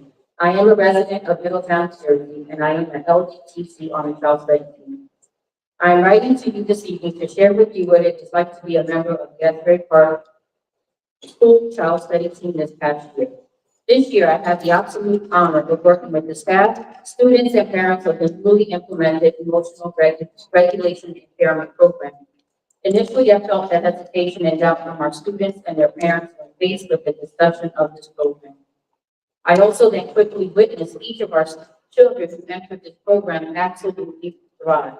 I received phone calls from parents and out-of-district tuition-paying schools thanking our staff and administration for implementing such a successful program for our children who in the most recent years were sent out of school on extended home instruction, faced with disciplinary hearings, and just outright dismissed by our previous administration. During the 24-25 school year, not only did we see some of our ERI staff and students recognized at the Board of Education meetings, we also celebrated one of our parents who received an award at our recent 8th grade promotion ceremony. Our children in this program transitioned into general education and honors level dream courses, and even tapped into the creative side by writing poetry and songs performed by our very own middle school students. The inclusivity and emotional support provided in this program has opened up a whole other level of empathy, compassion, and understanding in our children. This program did not exist prior to this past school year, and it could not have been what it is today without the supervisors hired to lead and work collaboratively with CST, teachers, and families. Our supervisors, Dr. Garbolino and Mr. Haig, supported our staff, our children, and their families who had lost faith in our school district prior to this program. Dr. Garbolino and Mr. Haig always put our children first. This past school year, we are currently staffed so that every child eligible for special education related services is receiving services as per the New Jersey Special Education Code. In 22-23 and recent years prior, many students were not receiving therapy and services as mandated by the IEPs due to the previous administration's outright refusal to support our children's needs. This past year, we as educators and child study team members felt supported by our supervisors who know too well what we needed a change this year in order to truly support our children in this program. They understand because they too were educators and are CST members here in Asbury Park. Another improvement this school year, thanks to Dr. Garbolino, who was hired as our supervisor in July 2024, were the enhancements made to our special education parent advisory group. These meetings consisted of staff who volunteered their time and wanted to be there to share how proud they are of our special education program this year. Additionally, our parents were given the opportunities to ask questions and share their concerns as the staff empowered them with a better understanding of their special education rights as parents. Our department is on the best track ever. Our children are making great gains academically and emotionally. Our parents have trust and faith in our district again. Thank you to the Central Office Administration and Board of Education members who made these changes possible this past year. Good evening. My name is Dot Ellison. I am a school psychologist on the child study team at Asbury Park High School. I have just completed my 19th year in this position, and I reside in New Jersey.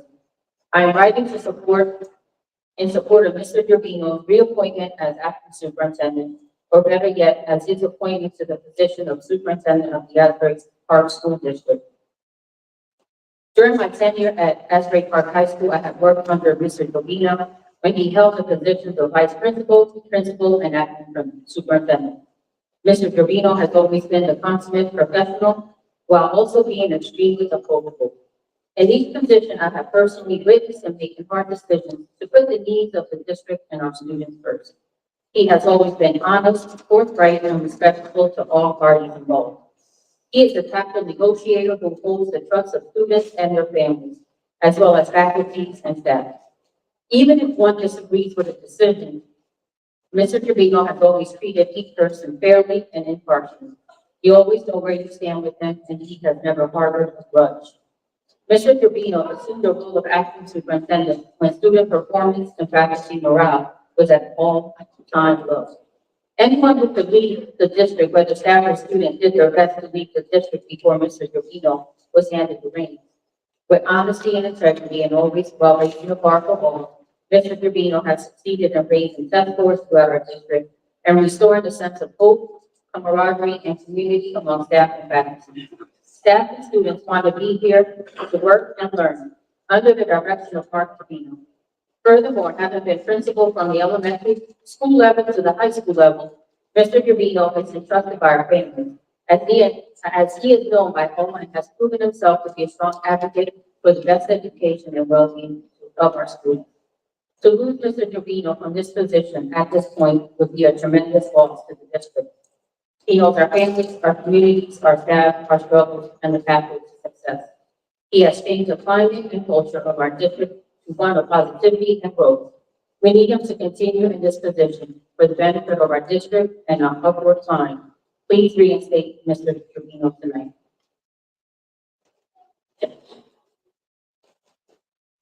This is from Deja DeAngelis, resident of Belmar, speech language therapist at Great Park School. As a 26-year employee who has had no less than 12 different supervisors, I feel obligated to speak up as an advocate for our current and future students and to show support for our superintendent on their behalf. Mr. Trevino is the superintendent that supports all students, including our special education population. Our related services department is finally fully staffed and all students are receiving their mandated services. The most recent previous administrators not only eliminated critical positions, but never filled them, even as required by law. The 22-23 school year left many students without their needed services.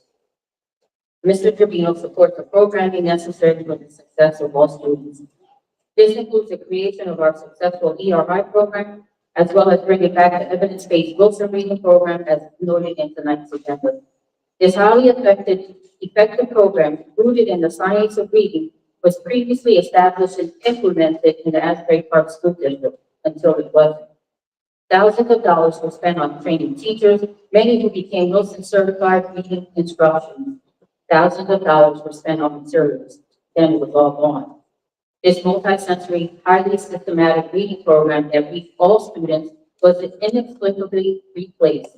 Please remember which administrators made that decision, and more importantly, the resulting effects that this has had on our children. Mr. Trevino truly understands the needs of our students. Let's continue to move forward under his leadership. Dear President Rogers and the Asbury Park of Education, my name is Krista Horowitz. I am a resident of Wall, New Jersey.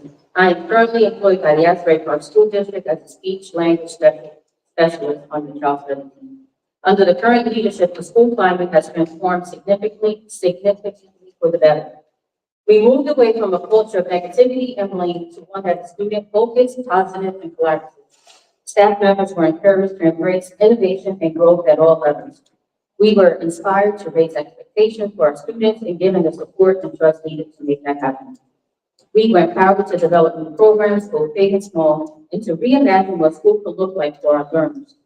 Perhaps more importantly, we welcome families into our schools as active participants in their children's learning and development. The excitement and renewed sense of partnership has been palpable. As a district, we've experienced constant change, but this past year brought change that truly uplifted the staff, the community, and most importantly, the students. Reversing that progress now would not only disrupt momentum, it would set us all back once again. Thank you. I appreciate the school. They really worked with Jaden in lots of ways. For a person who wasn't in school for 2 years, you did a great job. Thank you. See you in September. It's going to be a great year for Jaden Otero. Thank you, Adalberto Rodriguez. Dear board members, I am writing this email in support of Mr. Gavino continuing as our superintendent of schools. In the 7 years I've worked in this district, I've seen 4 superintendents. That is too much turnover and so far our students and staff. This district needs consistency and needs someone who knows the students and staff. We need to keep the momentum of the ERI roots going. We need to keep the positivity going. Students and staff deserve that. They say change is good, but not this kind of constant change. As a paraprofessional, I have felt more seen and heard since Mr. Gavino being at the helm, and I know others in my position feel the same. When the staff feels better, students reap the rewards. Please say yes for Mr. Gavino to stay. Have a nice summer. Let's Homer, West Long Branch, paraprofessional. Good evening, members of the board. I'm writing tonight to voice my strong support for Mr. Gavino remaining as superintendent. His dedication to the well-being of our students, staff, and families is clear in his actions and leadership. Over the past school year, I've seen a renewed sense of trust begin to grow under his guidance. Mr. Gavino is visible, approachable, and constantly positive. Whether he's walking through the school hallways, greeting students, or speaking with staff, he leads with both heart and integrity, and that matters equally in our school community. I truly believe our district is moving in the right direction with him in his role, and I urge you to consider the value he brings as you make decisions moving forward. Thank you, Nicole, friend of ETC, Jocelyn, graduate.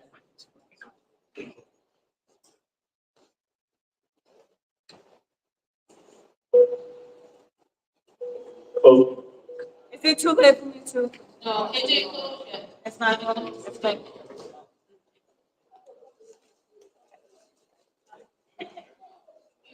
What? Hello? Is it on? Can you guys hear me?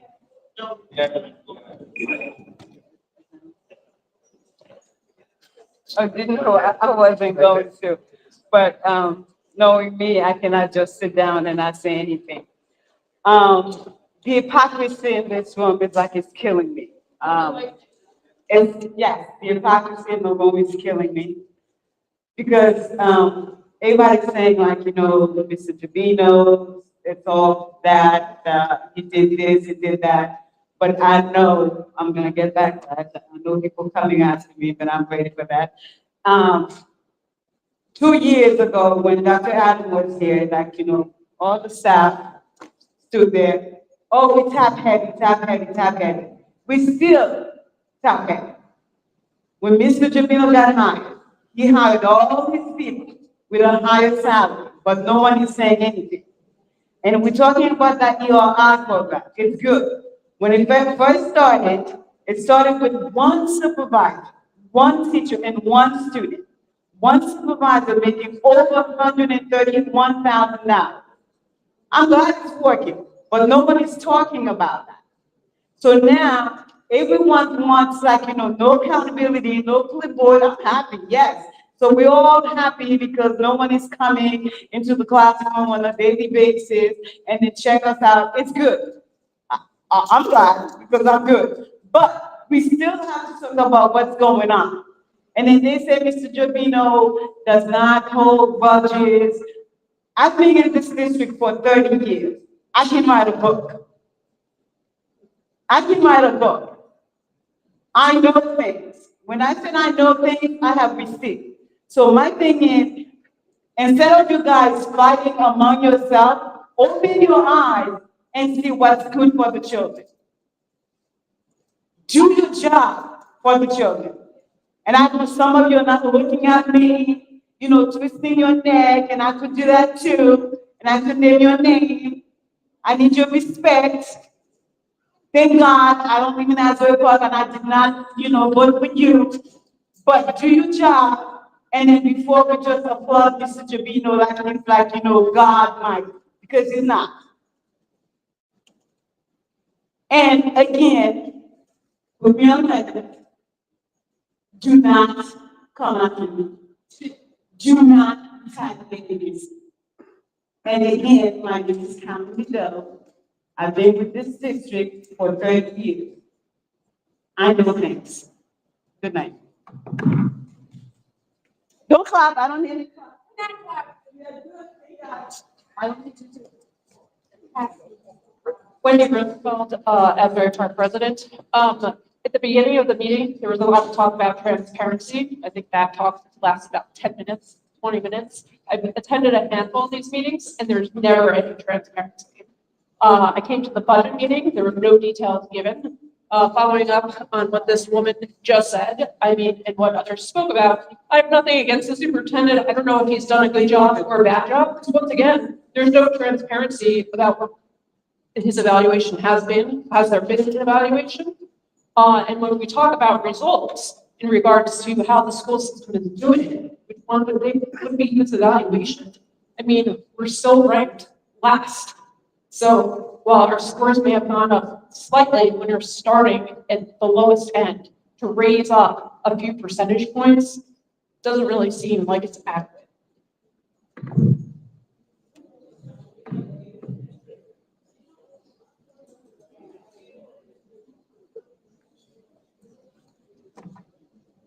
Ellie Victoria, speech pathologist. Uniontown. I kind of want to, I sat back and made a couple observations. Everyone has said it, but I'll just reiterate it. I don't care what side you're on, I don't care about sides. I do think though that it's important that everybody's sitting here on the board, despite the differences, should be able to sit down with one another and have a conversation. I don't care like who don't really care about the back, because at the end of the day, any type of dissension, any type of issue, hurts everyone. And I know there are people who are leaving on their way out. I'm on my way in. It's year 7, I'm going to be starting my 8th year. So I'm here about what happens to this district, and I care when I have to sit back and watch my board members fight each other. That's my first point. Second point, I hear everybody, and I'll just make the point that we have a global issue. The issue is global. I know we all like to point fingers at each other, but we have a global issue. And, people point out, that we're relaxed and the schools and all the things. But I have one person, a staff member, who would like to move forward, who wants to figure it out. But how are we supposed to do that if we keep circling back to the issues from when we have the bid? And to be honest, we should be looking at it despite what we see on the chair. It should be looked at the same lens. Because at the end of the day, the people who suffer most are the people who have to live here. And I get it about the taxes. There was taxes where I live for what they need for the students. The board raised the taxes, and we had to do it. I'm not a homeowner, but my rent definitely went up. But I don't have kids. But I'm not complaining about it because I understand what it's for. The duty of the board, your job is to work for the students in the district. Not the staff, not the administrators, but the students. I don't care, again, if the votes aren't, I just want it to be fair. Okay? If you disagree with something, explain why you disagree with it, provide a solution. But the constant fighting without resolution doesn't help anyone. I'll say it again. The constant fighting, eye rolling, head twisting, all of it. We see it. Whether you realize it or not, we see it. It doesn't help the students. I'm looking at rebuild, restore, restore. It's not possible if you can't even sit at the same table with each other. Let's do better. You want us to do better, you're holding us accountable. It's time for you to hold yourself accountable as well. Thank you. Anyone else? Last call. Okay. We're going to close this public session. We want to do a presentation of the principles. Do that and then we go on to some other business. So a little superintendent's report, I met with all my administrators and we reviewed all the district data. That's data, head data, district data. And then you're gonna come up here and discuss all that information in detail. So I'm gonna let you go. You guys go on a couple months or?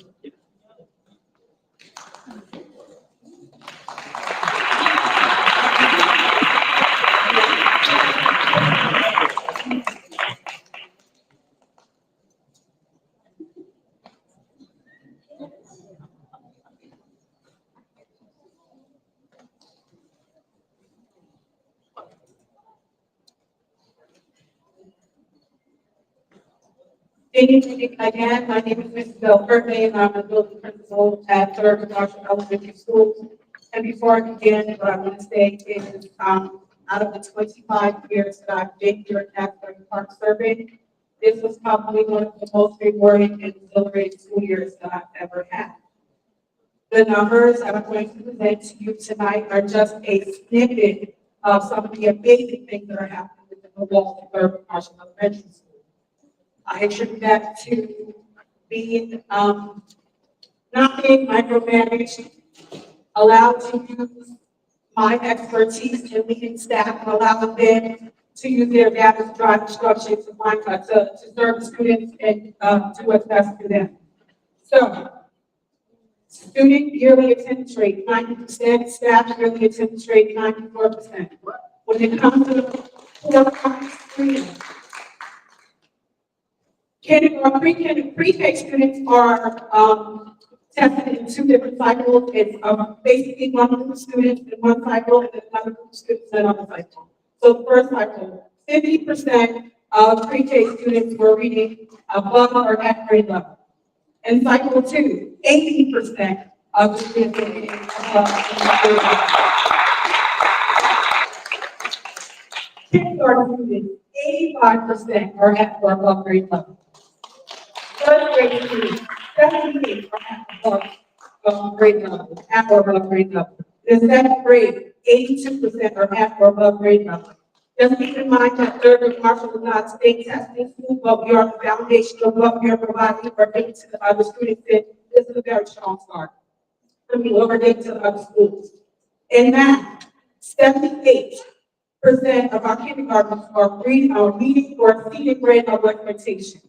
First grade, 81% are meeting and exceeding grade level expectations. In 2nd grade, we have 75% of our students either meeting or exceeding grade level expectations. In high-ready ELA, we had 49% meeting and exceeding grade level expectations, and that rose to 80%. In 1st grade, we started at 9% meeting or exceeding, and that rose to 31%. In 2nd grade, we had 5% meeting and exceeding in the beginning of the year, and that went up to 31%. And overall, we went from 41% of our students at risk to only 18%.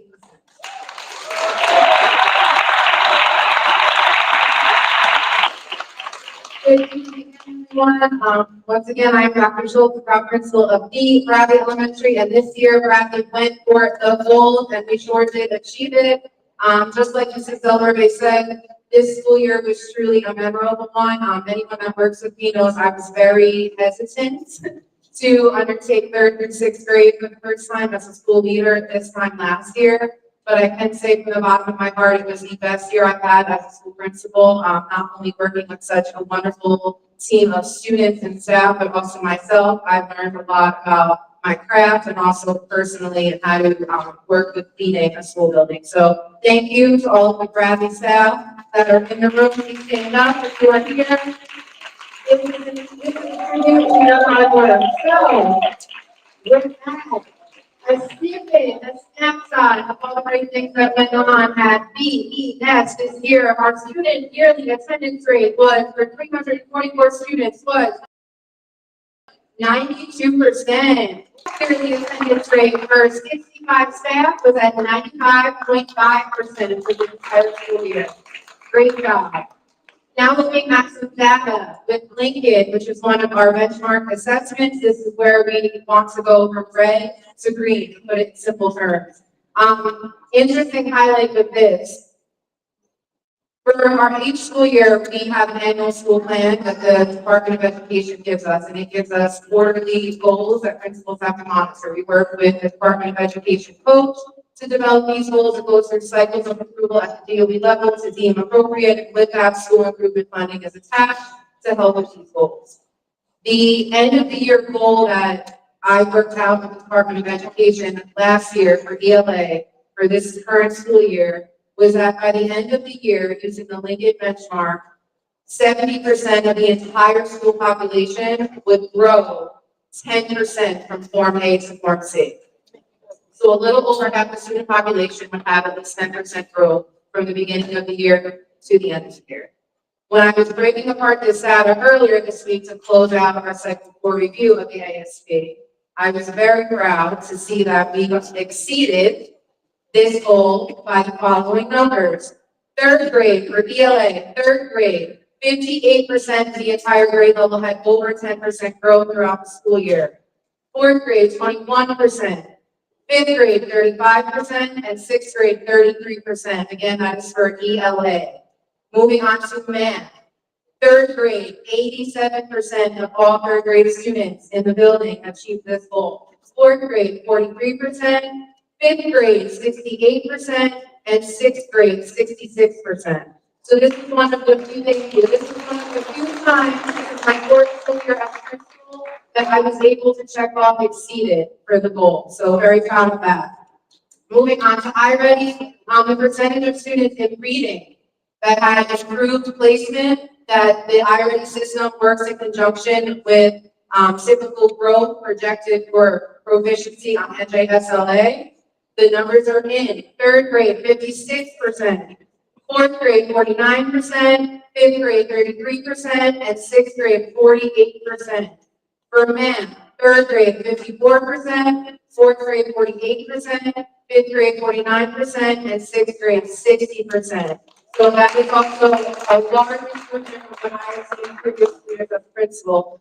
Some other data, shout out to special services and Dr. Carbolino. This year, Bradley also had 10% of our special ed students move into a more least restrictive setting that is appropriate to inclusive education. We also, in our ESL department, had 90 students that all took the WIDA screener and were waiting on those scores to come in. And we had an average of 2 discipline referrals per day, per year, based on the total hospital days, which was around 61,000 days for the 344 students we had in the 180 days. So that is a great probability given we have 4 grade levels at the upper elementary level. And that is just a snapshot again of the wonderful school year we had at Bradley.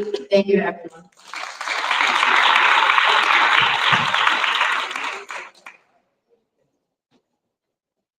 Anything, everyone? The censored and but I tell you, it's very difficult. Be quite passionate, quite emotional, because I believe in what I do. This is my 30th year in education. 20 as a classroom teacher. Over that 2010 as a mathematics teacher at the middle school, and then 10 years as an administrator. And I just had the luxury of starting as a math supervisor, vice principal, and then principal. So I see the building from a different set of lenses. And I just thank the Board of Education, Superintendent Jumimo, for just allowing an outsider from Essex County, New Jersey, North New Jersey, to come to be a part of the Asbury Park family. And my building, the staff, is just amazing. And I've never worked with a great group of adults, but more importantly, Dr. Medina, and I mean this from the bottom of my heart, you are about to receive 1/4 of your building, 700 students that really advocate for teaching and learning. So this year has been a pleasure to get to come, and I'm just looking for more deals to come. Student inclusion. Grade 8, never saw these numbers ever in the 30 years. 94.6% of my 8th grade students came to school each and every day. Students, and that's the record for 8th graders in Asbury Park. Students, 7th grade, 93.6% of my 7th grade students came to school each and every day. And what I am so proud of now, I will be able to do the grade 6, 7, and 8. I'm looking forward to the addition to our family. Teacher attendance. 90% of the teachers came to school each and every day. We started the year off in September. I will never forget this number. 96% of the teachers were the brand new principal started not robbery to come to school every day to support the initiatives and the systems that we were doing at the middle school. Math work, I read it. September through June, we grew from 7% proficiency to 12% proficiency. ELA growth, I read it, went from 11% proficiency to 19% proficiency. What's a highlight, and a lot of times people don't look at these numbers, 60% of our students have shown simple growth in both Wicked and iReady across the board. And but more importantly, we have driven down the numbers of students that were urgent intervention generally at level 1, driven down so most students now populate in level 2, level 3, and level 4. Our science looking data baseline, when you combine both 7th and 8th grade, and we did this first time technical school, we had a look science assessment that 40% of grade 7 and 8 were proficient on that link at 7. So I'll give a shout out to our 2 science teachers in the building for taking on that initiative. One is here tonight. 0, and I'm saying this again. Remember, middle school and 0. 0 fights during the entire 24, 25 school year in the building. There were a couple of checkpoints, a couple of out that honest about, but inside the building itself, our students made a commitment to make it safe for both the staff and for our families. Number behavior referrals, we went from 223 from September through January, a 50% increase down to 122 referrals from February through June. And we did not have any referrals for the month of May. 75% of the students surveyed said that they feel safe at school. That's huge. A lot of students weren't feel safe at the middle school throughout the state of New Jersey. 73% of our students currently enjoy coming to school. How about that? And this is surveys that the students took via Google Classroom and shared with the staff. 95% of the staff said they would like to return back at the middle school under my leadership. And in fact, 100% of the staff do not want younger pouches to go anywhere. They want younger pouches to come, but more importantly, 70% of our students who were surveyed said because of yonder, they are less distracted, and now they can focus on teaching and learning. I would y'all get it.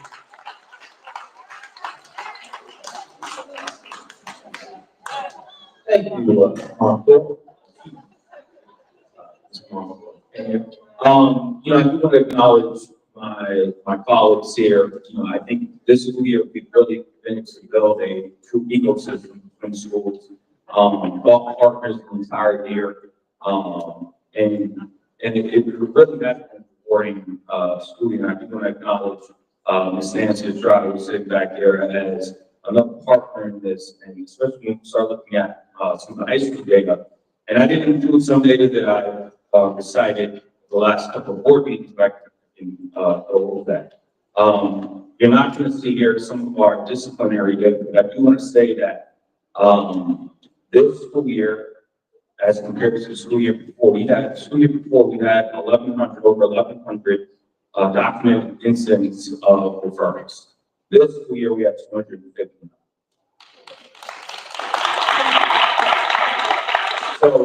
So this is my fourth point about feeling safe, students feeling safe, teachers feeling like they're making an impact. This is why we're able to get some of this data that you see here in front of you. A lot of our data, and I'm going to credit Director of CNI, who said from Louise, has been strategically placed. We have a bunch of benchmarks that work in tandem to give us an idea of where we're heading. So we know that early fall block in NJS related, we exceeded the state average by, I think, 14%. So we beat the state in that regard. It's not something that, we typically get a lot of news for, but it's something that this community needs to hear. We've also had one student was score perfect on that assessment. So we do have some data, more NJSLA data being released shortly. But when we look here, we can see that in our linkage data, and the essence of time, we go over everything, but each content area saw an increase in ELA and math and Lincoln across the board. When we look at IXL, which is similar to our Ready Index adaptive programming in both ELA and math across the grade levels, we've seen growth. That matches what we've seen in the state assessments. And then kind of circling back to attendance data, and I can't tell you for sure, but I think it's a safe bet. This may be one of our highest student attendance rates in a very long time. 89% of our students came to school every single day. And if you take a look at that, particularly in community service, it's a difficult thing to achieve. And our staff attendance rate is 95%. So like with my colleagues here, I do want to acknowledge my high school staff for in the audience here. We have some math teachers, some English speakers, and some support service staff here in back there. So as we kind of conclude this presentation, I want to extend my thanks to Ms. Marcovino, our directors, and the board, because despite what we may have heard tonight and back and forth, despite that, there has been progress. So I do want to acknowledge the board, and I do want to acknowledge Central Office for still moving forward. Thank you.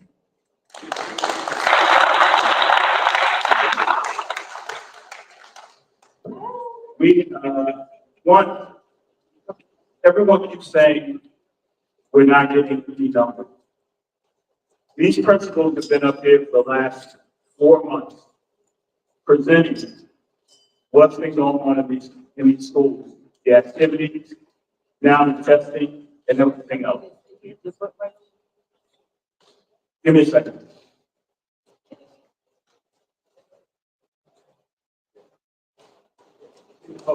I'm staying in the camera, so give me a second.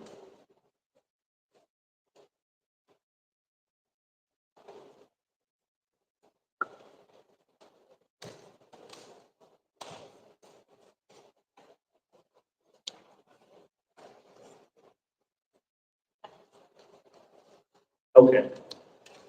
They have presented data to us every year, and these numbers are astonishing. But what we had last year, the year before, 3 years ago, these numbers have gone up.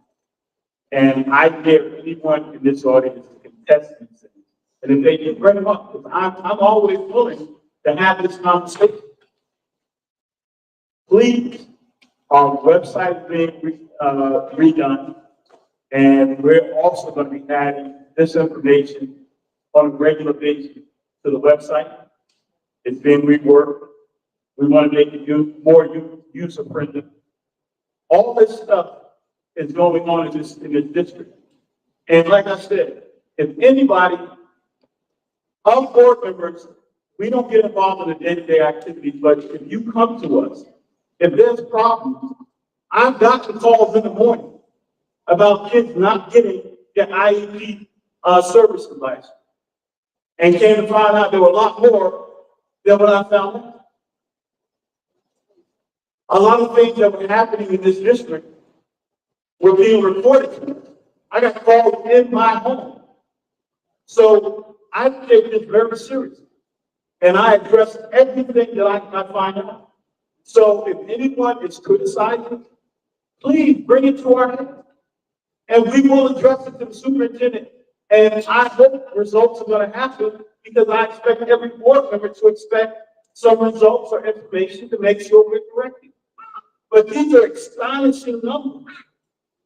And when these test scores come out and we go up, I hope we get some congratulations to this staff that has put into the time, and also congratulate our students because they are putting in the time.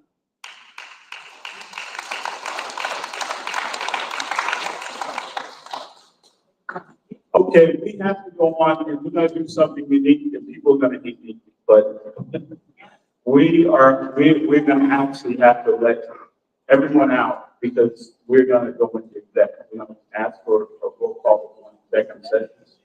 Because our equipment can't, transform. So we're gonna ask everyone just to go out into the hallway and wait while we have an executive session on what's going on. So, like, a call for executive. We have to discuss something. Can I get a, motion to go into executive session? Roll call.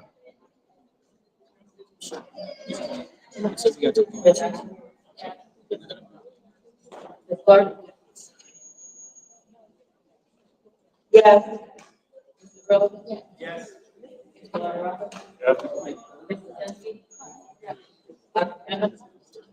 Yes. Right?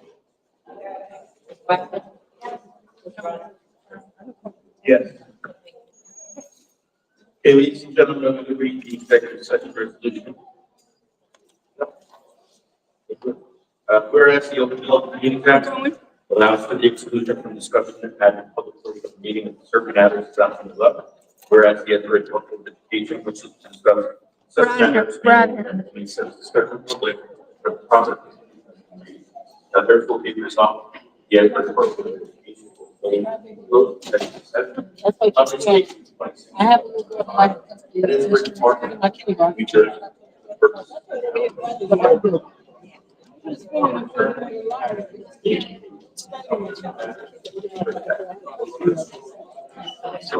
But you gonna take that?